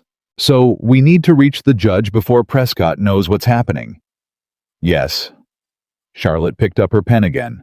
She wrote 2 lines at the bottom of the last page of notes, then looked at William. "We have 2 days," she said. "Maybe 3. As long as Blackwood's visit here looks normal to anyone watching, we have that window." She held William's gaze. "I need you to write a letter to Judge Hartley in Richmond Federal Circuit Court. I'll draft it. We hand-deliver it through a courier who is not connected to the estate and not connected to anyone Blackwood Prescott or Calloway would recognize." William looked at her. "You already know which judge," he said. "I've been thinking about contingencies," she said simply. "A beat." The ghost of something crossed William's face, not quite a smile, but the shape of one. The particular expression of a man who keeps discovering one layer at a time how far ahead of him the person across the table is thinking. "All right," he said. He turned to Blackwood. "You'll stay here tonight," he said. "Not as a prisoner, as a guest. But you will not send any letters, you will not leave the property, and you will not speak to anyone outside this room about what was discussed today." A pause. "Those are not requests." Blackwood looked at him for a long moment. "Agreed," he said. Charlotte rose. She gathered her documents. She went to find Beulah. The cook was in the kitchen, and she had clearly been waiting. There was tea already made, which Charlotte had not asked for, but was entirely grateful for. "How bad?" Beulah said. Charlotte sat down. She wrapped her hands around the cup. "Bad. But we have what we need."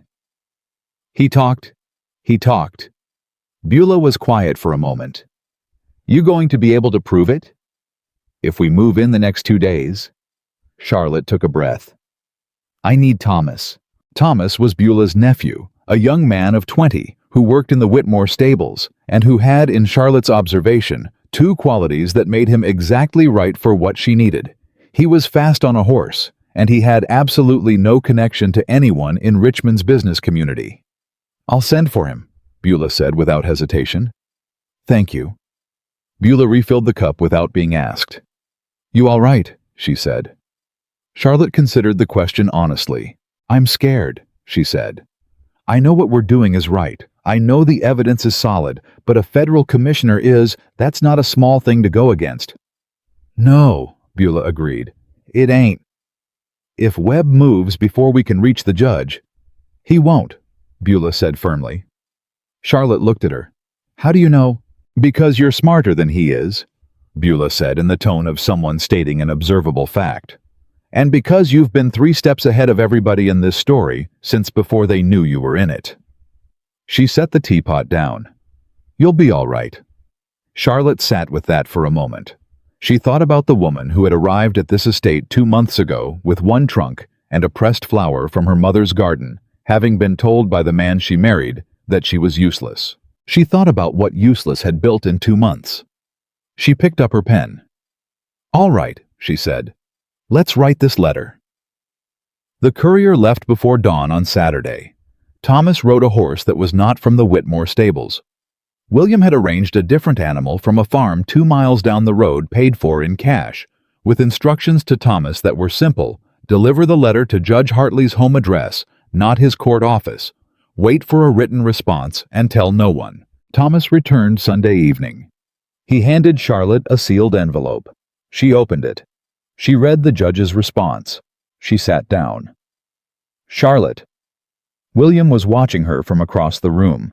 She looked up. "He'll see us Monday morning," she said. 7 o'clock, before the court opens. William let out a breath that he had been holding, she suspected, for most of the weekend. "Both of us," he said. "He specified both of us," Charlotte said. "And Blackwood." A pause. "And he said—" She looked down at the letter again, at the last line of it, which was the one that had made her sit down. "He says he's been watching Aldous Webb for 14 months. He says he's been waiting for someone to come to him with evidence." She looked up at William. "We're not the first to try." "What happened to the others who tried—" Charlotte folded the letter carefully. "He didn't say—" She said. Monday morning came gray and close, the way late summer mornings in Virginia sometimes did, the heat gathering itself before it fully arrived. Charlotte dressed carefully.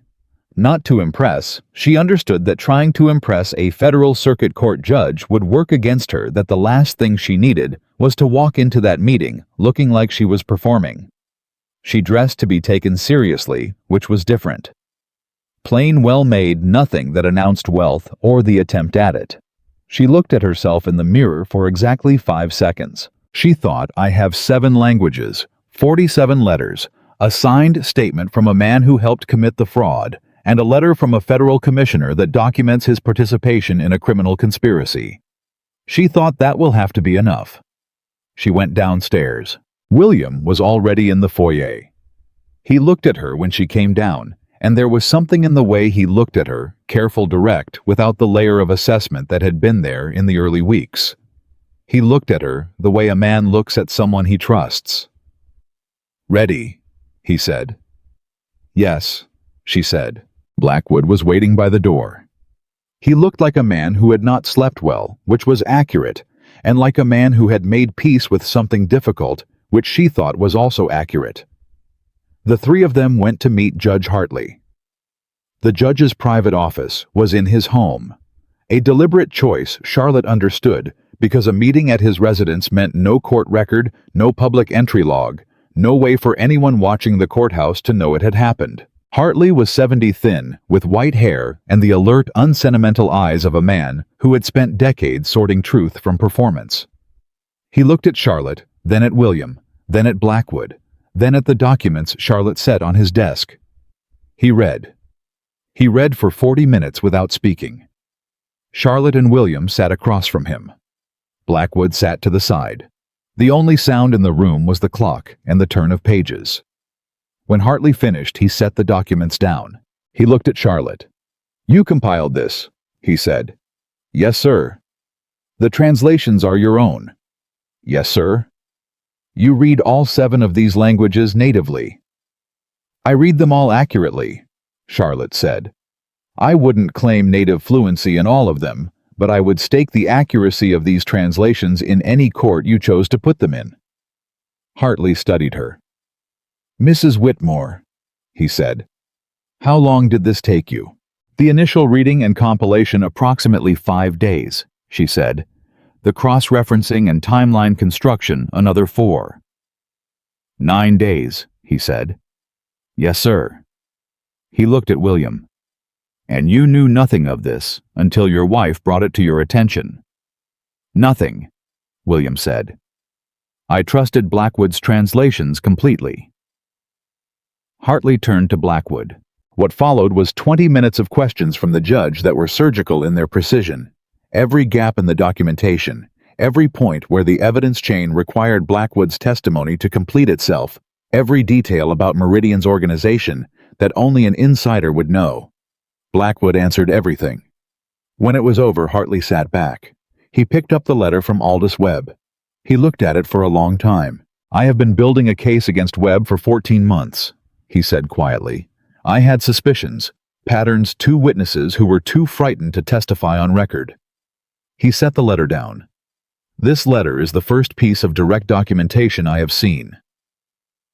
The room was very quiet. "What I am going to do," Hartley said, "is issue a sealed federal warrant this afternoon. Webb will be detained before he receives any word of this meeting. Prescott and Calloway will be served simultaneously." He looked at Blackwood. "Your cooperation will be taken into account. I make no promises, but it will be noted." Blackwood nodded. Hartley turned back to Charlotte and William. "Mr. Whitmore," he said, "your business has suffered real losses as a result of this conspiracy. I cannot restore partnerships that have dissolved, but the documented fraud creates a legal basis for claims against Meridian's assets." He paused. "It will take time, but the grounds are solid." "Thank you," William said. Hartley looked at Charlotte, and here was the moment she had not anticipated. The judge was a serious man, a formal man, a man of the 19th century with all that implied about what he expected from women in rooms like this one. She had expected him to address his remarks to William from the beginning, to root everything through the husband as the legal party, to treat her as an adjunct to the proceedings. He hadn't done that. He had addressed her directly, questioned her, directly treated her testimony and her documentation with the same weight he'd given the men in the room. But now he looked at her with something that was not quite an apology, because men like Hartley did not apologize, but was something in the vicinity of one.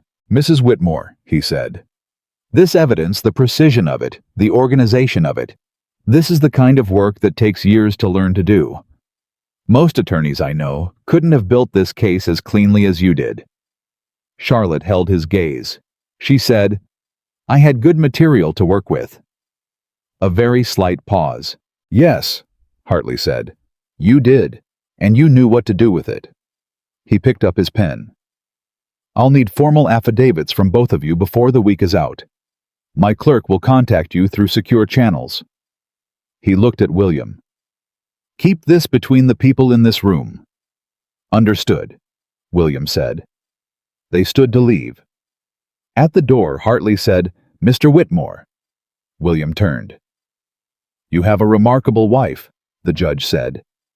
William looked at Charlotte, and something happened in his face that was not quick or performed or calculated. It was the slow, complete expression of a man who is seeing something clearly that he has been looking at for weeks and only just truly seeing. "Yes," William said, "I know." They walked out into the Monday morning. They walked to the carriage in silence. Blackwood was handed off to two men that Hartley had arranged, quiet official men who said nothing and whose presence confirmed that the machinery was already moving. And then it was just Charlotte and William. They sat in the carriage, and for several minutes neither of them said anything. The road moved beneath them, and the morning light was doing something complicated with the trees, and Charlotte sat with her hands folded in her lap and felt for the first time in months something that might have been the beginning of stillness. "Charlotte," William said. She looked at him. He was looking at his hands. That struck her, that this man who was so practiced at looking at people directly was looking at his hands, as if the thing he was about to say was something he needed to find without looking up.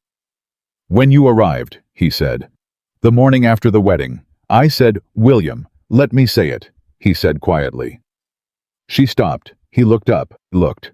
"I said you were useless," he said, "because you couldn't help my business, because I looked at you and I saw only what you couldn't do for me. Not what you were, not who you were." He paused. "I was wrong. I was wrong in the way that is worse than just being incorrect about a fact. I was wrong in the way that means I failed to see a person." Charlotte looked at him. She had thought in the weeks of work and documents and strategy that she had put those words, "A wife who cannot help my business is useless to me," somewhere that they didn't reach her anymore. She had been practical about it. She had processed it and set it aside and focused on what needed to be done. But sitting in a carriage on a Monday morning with William, looking at her with that expression on his face, she felt unexpectedly, and without warning, the full weight of what those words had been. What it had cost her to hear them. What it had cost her to say nothing, to carry that and keep working, to not let it stop her. Her eyes did something she had not given them permission to do. She looked away. She looked at the road going past, and she did not cry. She had promised herself that, but she allowed herself one breath that was not quite steady. "Charlotte," William said very quietly. "I heard you," she said. A pause. "I have spent my entire life," she said, still looking at the road, "being told that what I know is decorative, that my education is a curiosity, that my understanding of things is pleasant but not relevant, that I am capable perhaps in my way, but not in the ways that matter." She took a breath. "I had hoped that marriage would be different. I had hoped—" She stopped. "It doesn't matter what I hoped." "It matters," William said. She looked at him. His face was open in the way she had seen it only a few times, the honest face, the face without performance or pride managing it. "It matters," he said again. "Tell me." Charlotte looked at him for a long moment. "I hoped," she said, "that someone would look at me and see the whole of me. Not the parts that were useful and not the parts that were decorative. All of it. The languages and the books and the way I think and the things I know." A pause. I hoped someone would think that all of it was worth something. William was quiet. It is worth something, he said. It is worth everything. Charlotte, this business, this family name, everything I have, it would all be gone by the end of this year, if not for what you did. What you are. He shook his head. I spent the first month of our marriage too proud to look at my own wife, too proud to ask, too certain I already knew what you were. He met her eyes. I don't have enough words to tell you how wrong I was. Charlotte looked at him. She thought about the woman who had pressed her hands against a cold window and promised herself she would not cry. She thought that woman deserved better than what she got in that first morning. She also thought she got here anyway. You looked eventually, Charlotte said. William's expression shifted. Only because you made it impossible not to. I have found, Charlotte said, that being impossible to ignore is the most reliable strategy. Something broke open in William's face. Not sadness, not quite joy, but the particular expression of a man who has been carrying something heavy for a long time and has just been told he can set it down. He laughed. It was a short, genuine, slightly undone laugh, the kind that comes out when something hits you at exactly the right moment.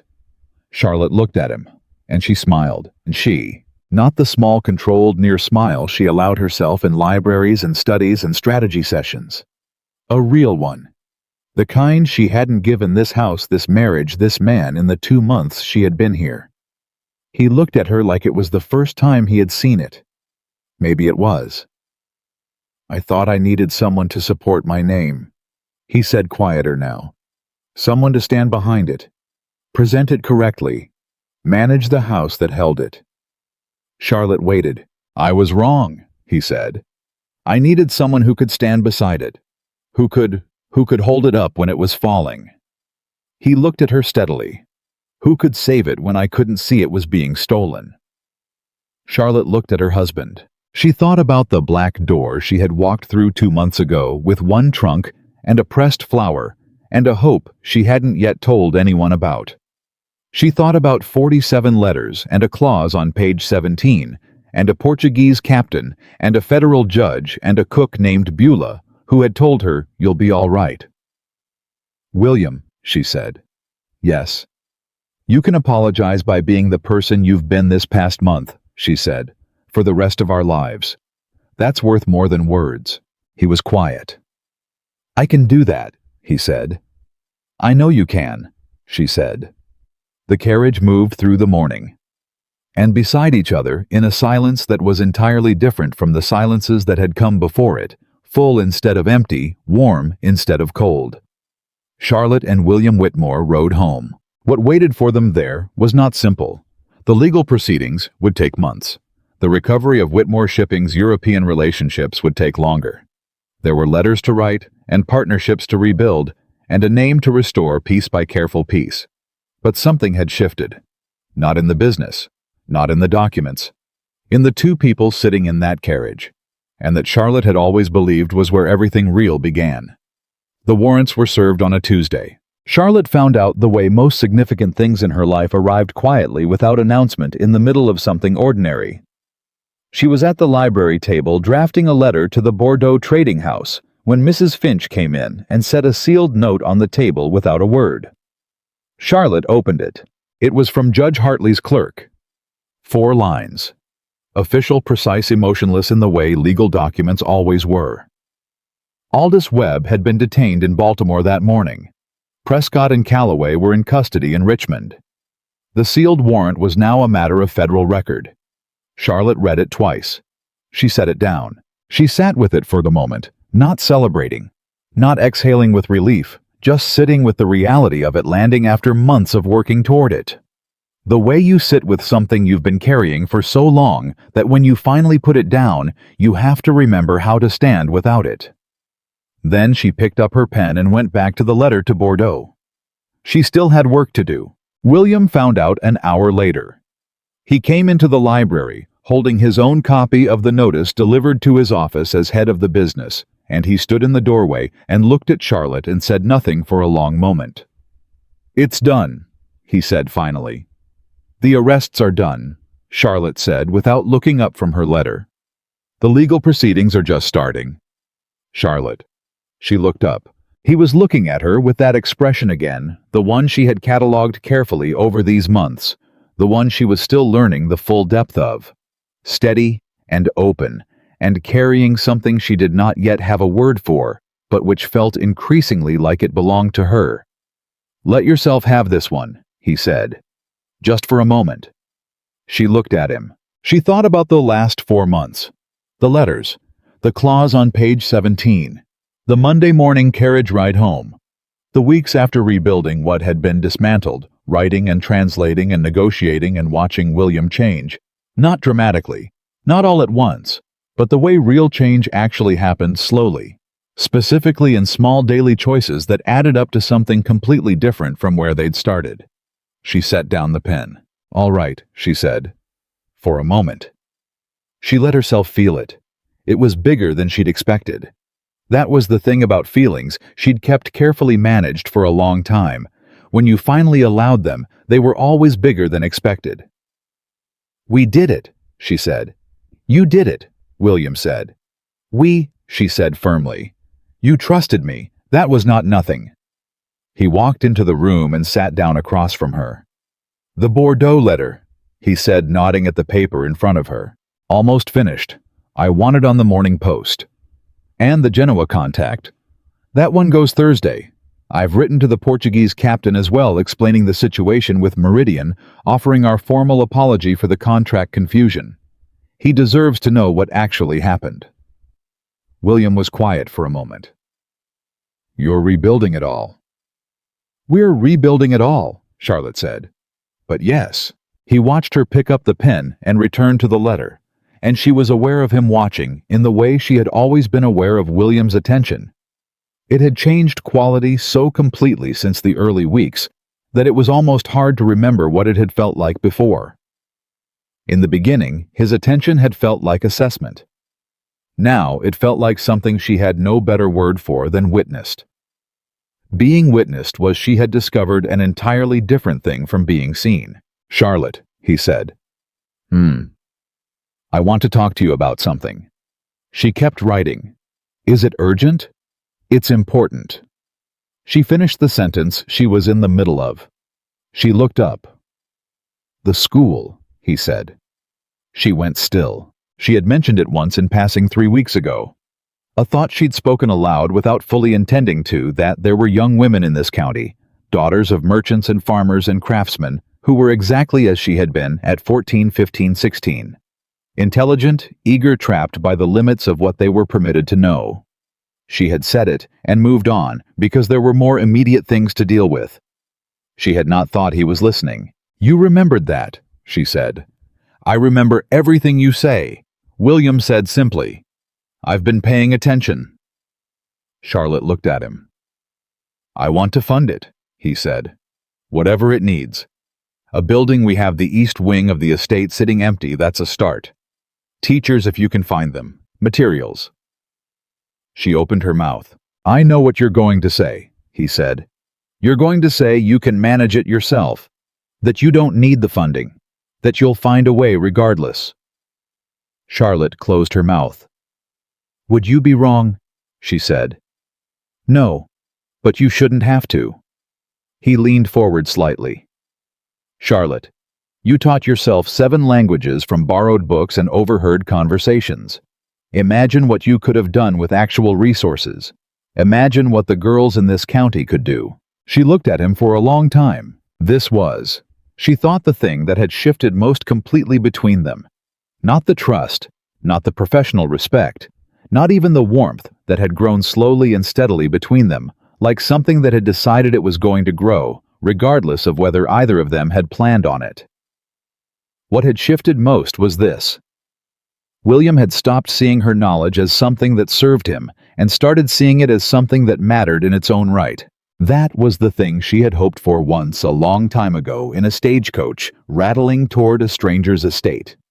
"The East Wing," she said carefully, "would need work. I have a contractor.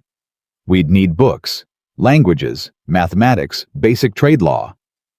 I know a book merchant in Richmond." William. Yes. Are you telling me you've already thought about this? A pause. Just slight enough to be honest. I may have made some preliminary inquiries, he said. Charlotte stared at him, and then she laughed. A real laugh, the same quality as the smile in the carriage, full and unguarded and entirely her own. You made preliminary inquiries, she said. I've been learning from the best, he said, and the way he said it was perfectly even, and also entirely warm, and it hit her somewhere that she was still learning to leave unguarded. All right, she said. All right, you'll do it. All right, show me what you've found, she said, and then we'll talk about whether it's enough. William stood up, and she could see he was trying to manage his expression and not entirely succeeding, and she decided that was one of her favorite things about him now, the moments when his feelings were larger than his composure. He left to get the documents he'd assembled. Charlotte turned back to the Bordeaux letter. She was smiling when she finished it. The legal proceedings moved through the autumn and into the early winter. Charlotte attended every court session that was open to her, and the ones that weren't. She debriefed from William and Hartley's clerk, and once from the judge himself, who had developed the habit of sending Charlotte written summaries of the proceedings with a formality that she understood was his version of respect. Webb's defense was exactly what Blackwood had predicted: deny, reframe, redirect. His attorneys argued that the letter was a forgery, that Blackwood was a disgruntled associate constructing a false narrative, that a woman's translation of legal documents was inherently unreliable. That last argument was the one that Charlotte had been expecting, and the one she had been preparing for since August. She had not simply translated the 7 critical letters. She had, in the months since the confrontation with Blackwood, had each of her translations independently verified by 3 separate sources: a Spanish consul's office in New York, a Genoese merchant Charlotte had contacted directly through the restored harbor relationship, and a French-language professor at a college in Philadelphia, whom Charlotte had written to without mentioning her sex signing, only her initials, and who had responded with a detailed confirmation of her translation's accuracy. When Webb's attorneys made the argument, Hartley let them finish. Then he set 3 independent verification letters on the record. The defense moved on. In November, Aldous Webb was convicted on 4 counts of federal fraud. Prescott received 2 years and a permanent revocation of his license to practice law. Calloway's assets were frozen, pending a civil case that would run for another 2 years. The night Hartley sent word of the final conviction, William and Charlotte sat together in the library after supper and did not say much. They didn't need to. She was reading.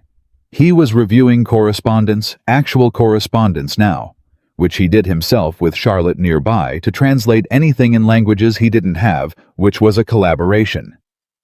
They had settled into so naturally, it had stopped feeling like a system, and started feeling like simply how things were. At some point William said, Hartley wants to submit a formal record of the translation evidence to the federal court archives, as a precedent. Charlotte looked up from her book. A precedent for what? For accepting non-attorney translation evidence in federal proceedings, submitted by a non-licensed party. She was quiet. He said your name would be attached to it, William said. Charlotte Carter Whitmore, as the compiler and primary translator. The fire was doing something quiet in the room. My name, she said. Your name, William said. Charlotte looked at the book in her hands. She thought about 12 years of borrowed grammars and overheard conversations and reading by insufficient light and being told in 100 small ways that what she was building in herself was a charming curiosity and nothing more. She thought about a federal court archive. Yes, she said. Yes. Tell Hartley yes. William looked at her. With your name. With my name, she said. He nodded. He went back to his letter. She went back to her book, and neither of them said anything else about it because some things are too large for the words available, and the best you can do is sit beside them and let them be real. The school opened the following spring. Charlotte had spent the winter doing what she had always done systematically, precisely, thoroughly. She had written a curriculum, reorganized the East Wing, sourced books from 4 cities, interviewed 12 potential teachers, and selected 3, a retired schoolmistress named Ada, a young woman named Frances, who spoke French and had been educated in New Orleans, and a mathematics tutor named Mr. Howell, who was the first man Charlotte had ever met, who was completely unsurprised by a woman with organizational authority and simply got on with his work. The first day, 11 girls arrived. They ranged in age from 13 to 19. They came from merchant families, farming families, one from a family that Charlotte knew had very little money and had applied anyway with a letter so fierce in its clarity that Charlotte had written back the same day to say yes. They filed into the East Wing. They sat at the new tables. They looked at the books in front of them and at the woman standing at the front of the room.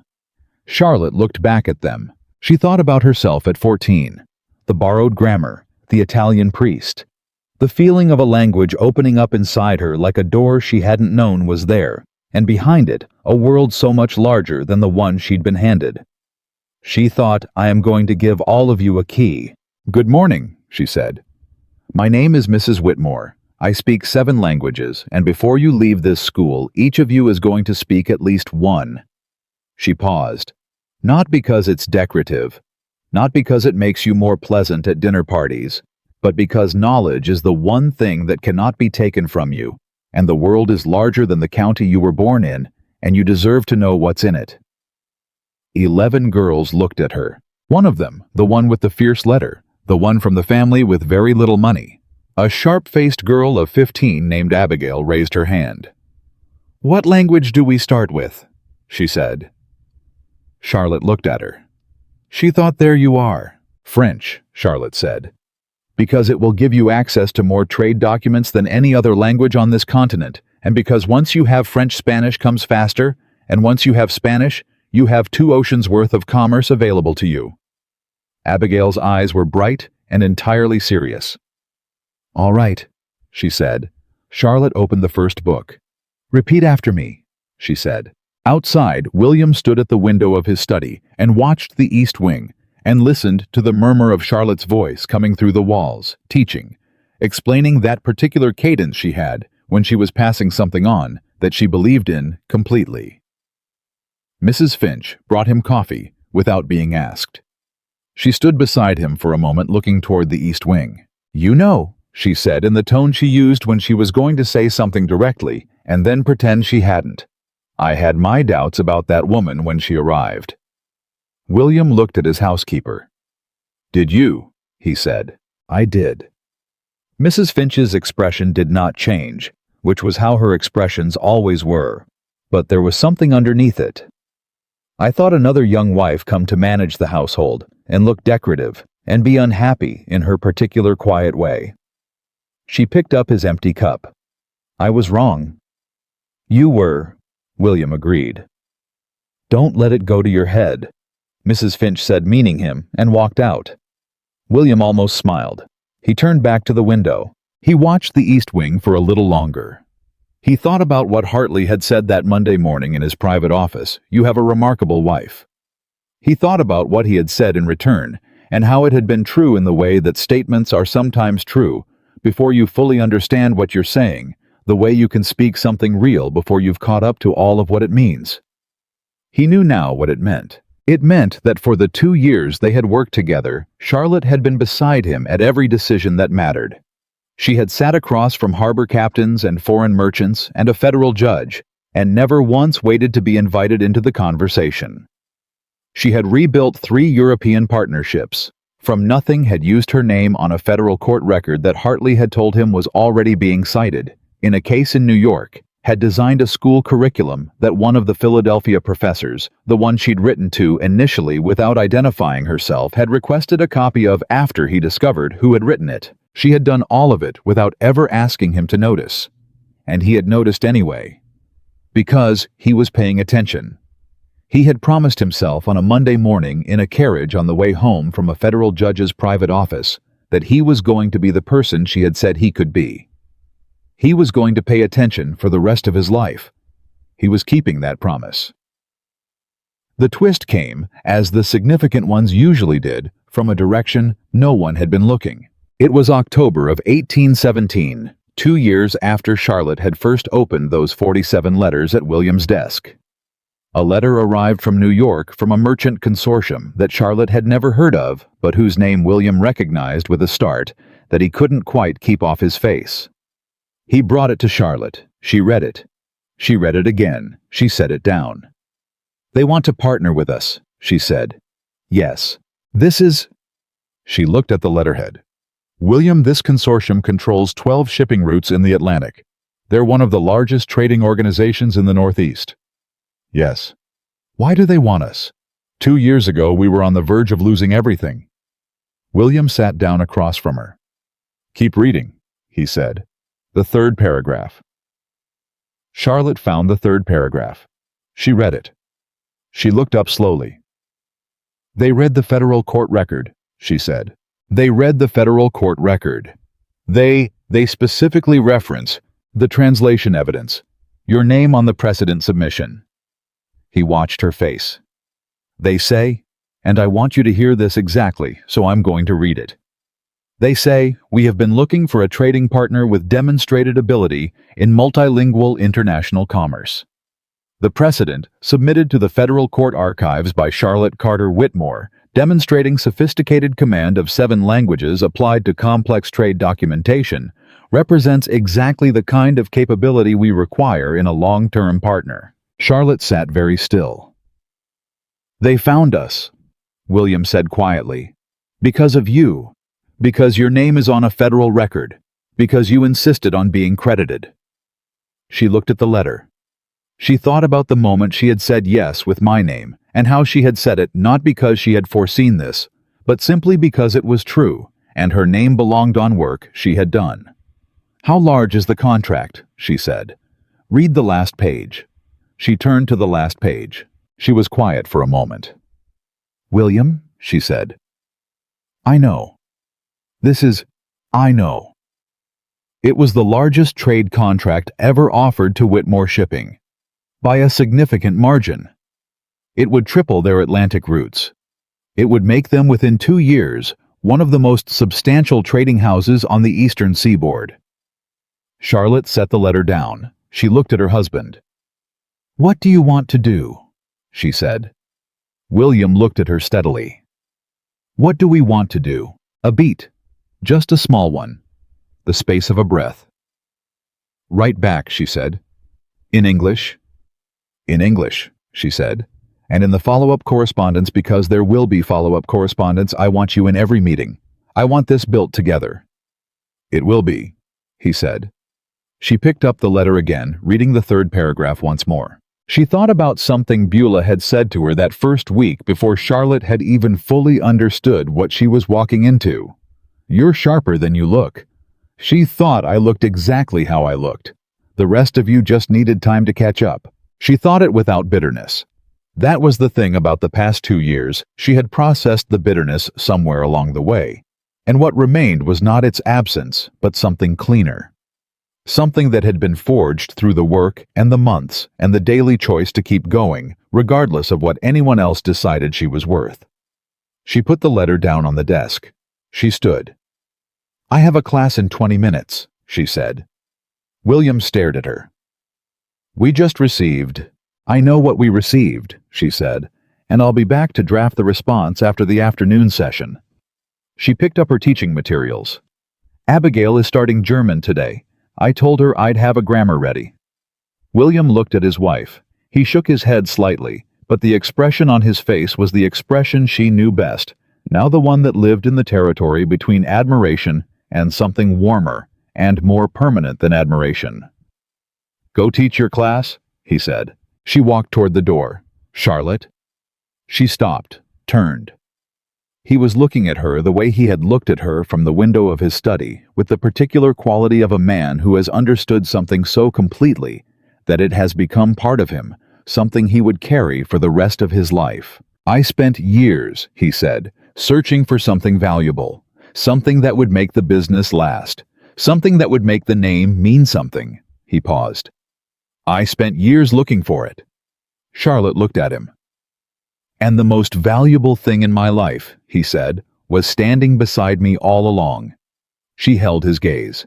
She thought about a woman who had pressed her palms against a cold window pane and made herself a promise. She thought about 7 languages and 47 letters and a federal court archive and 11 girls sitting at new tables in an East Wing that had once been empty. She thought about the black door she had walked through 2 years ago with 1 trunk and a pressed flower and a hope she hadn't yet named.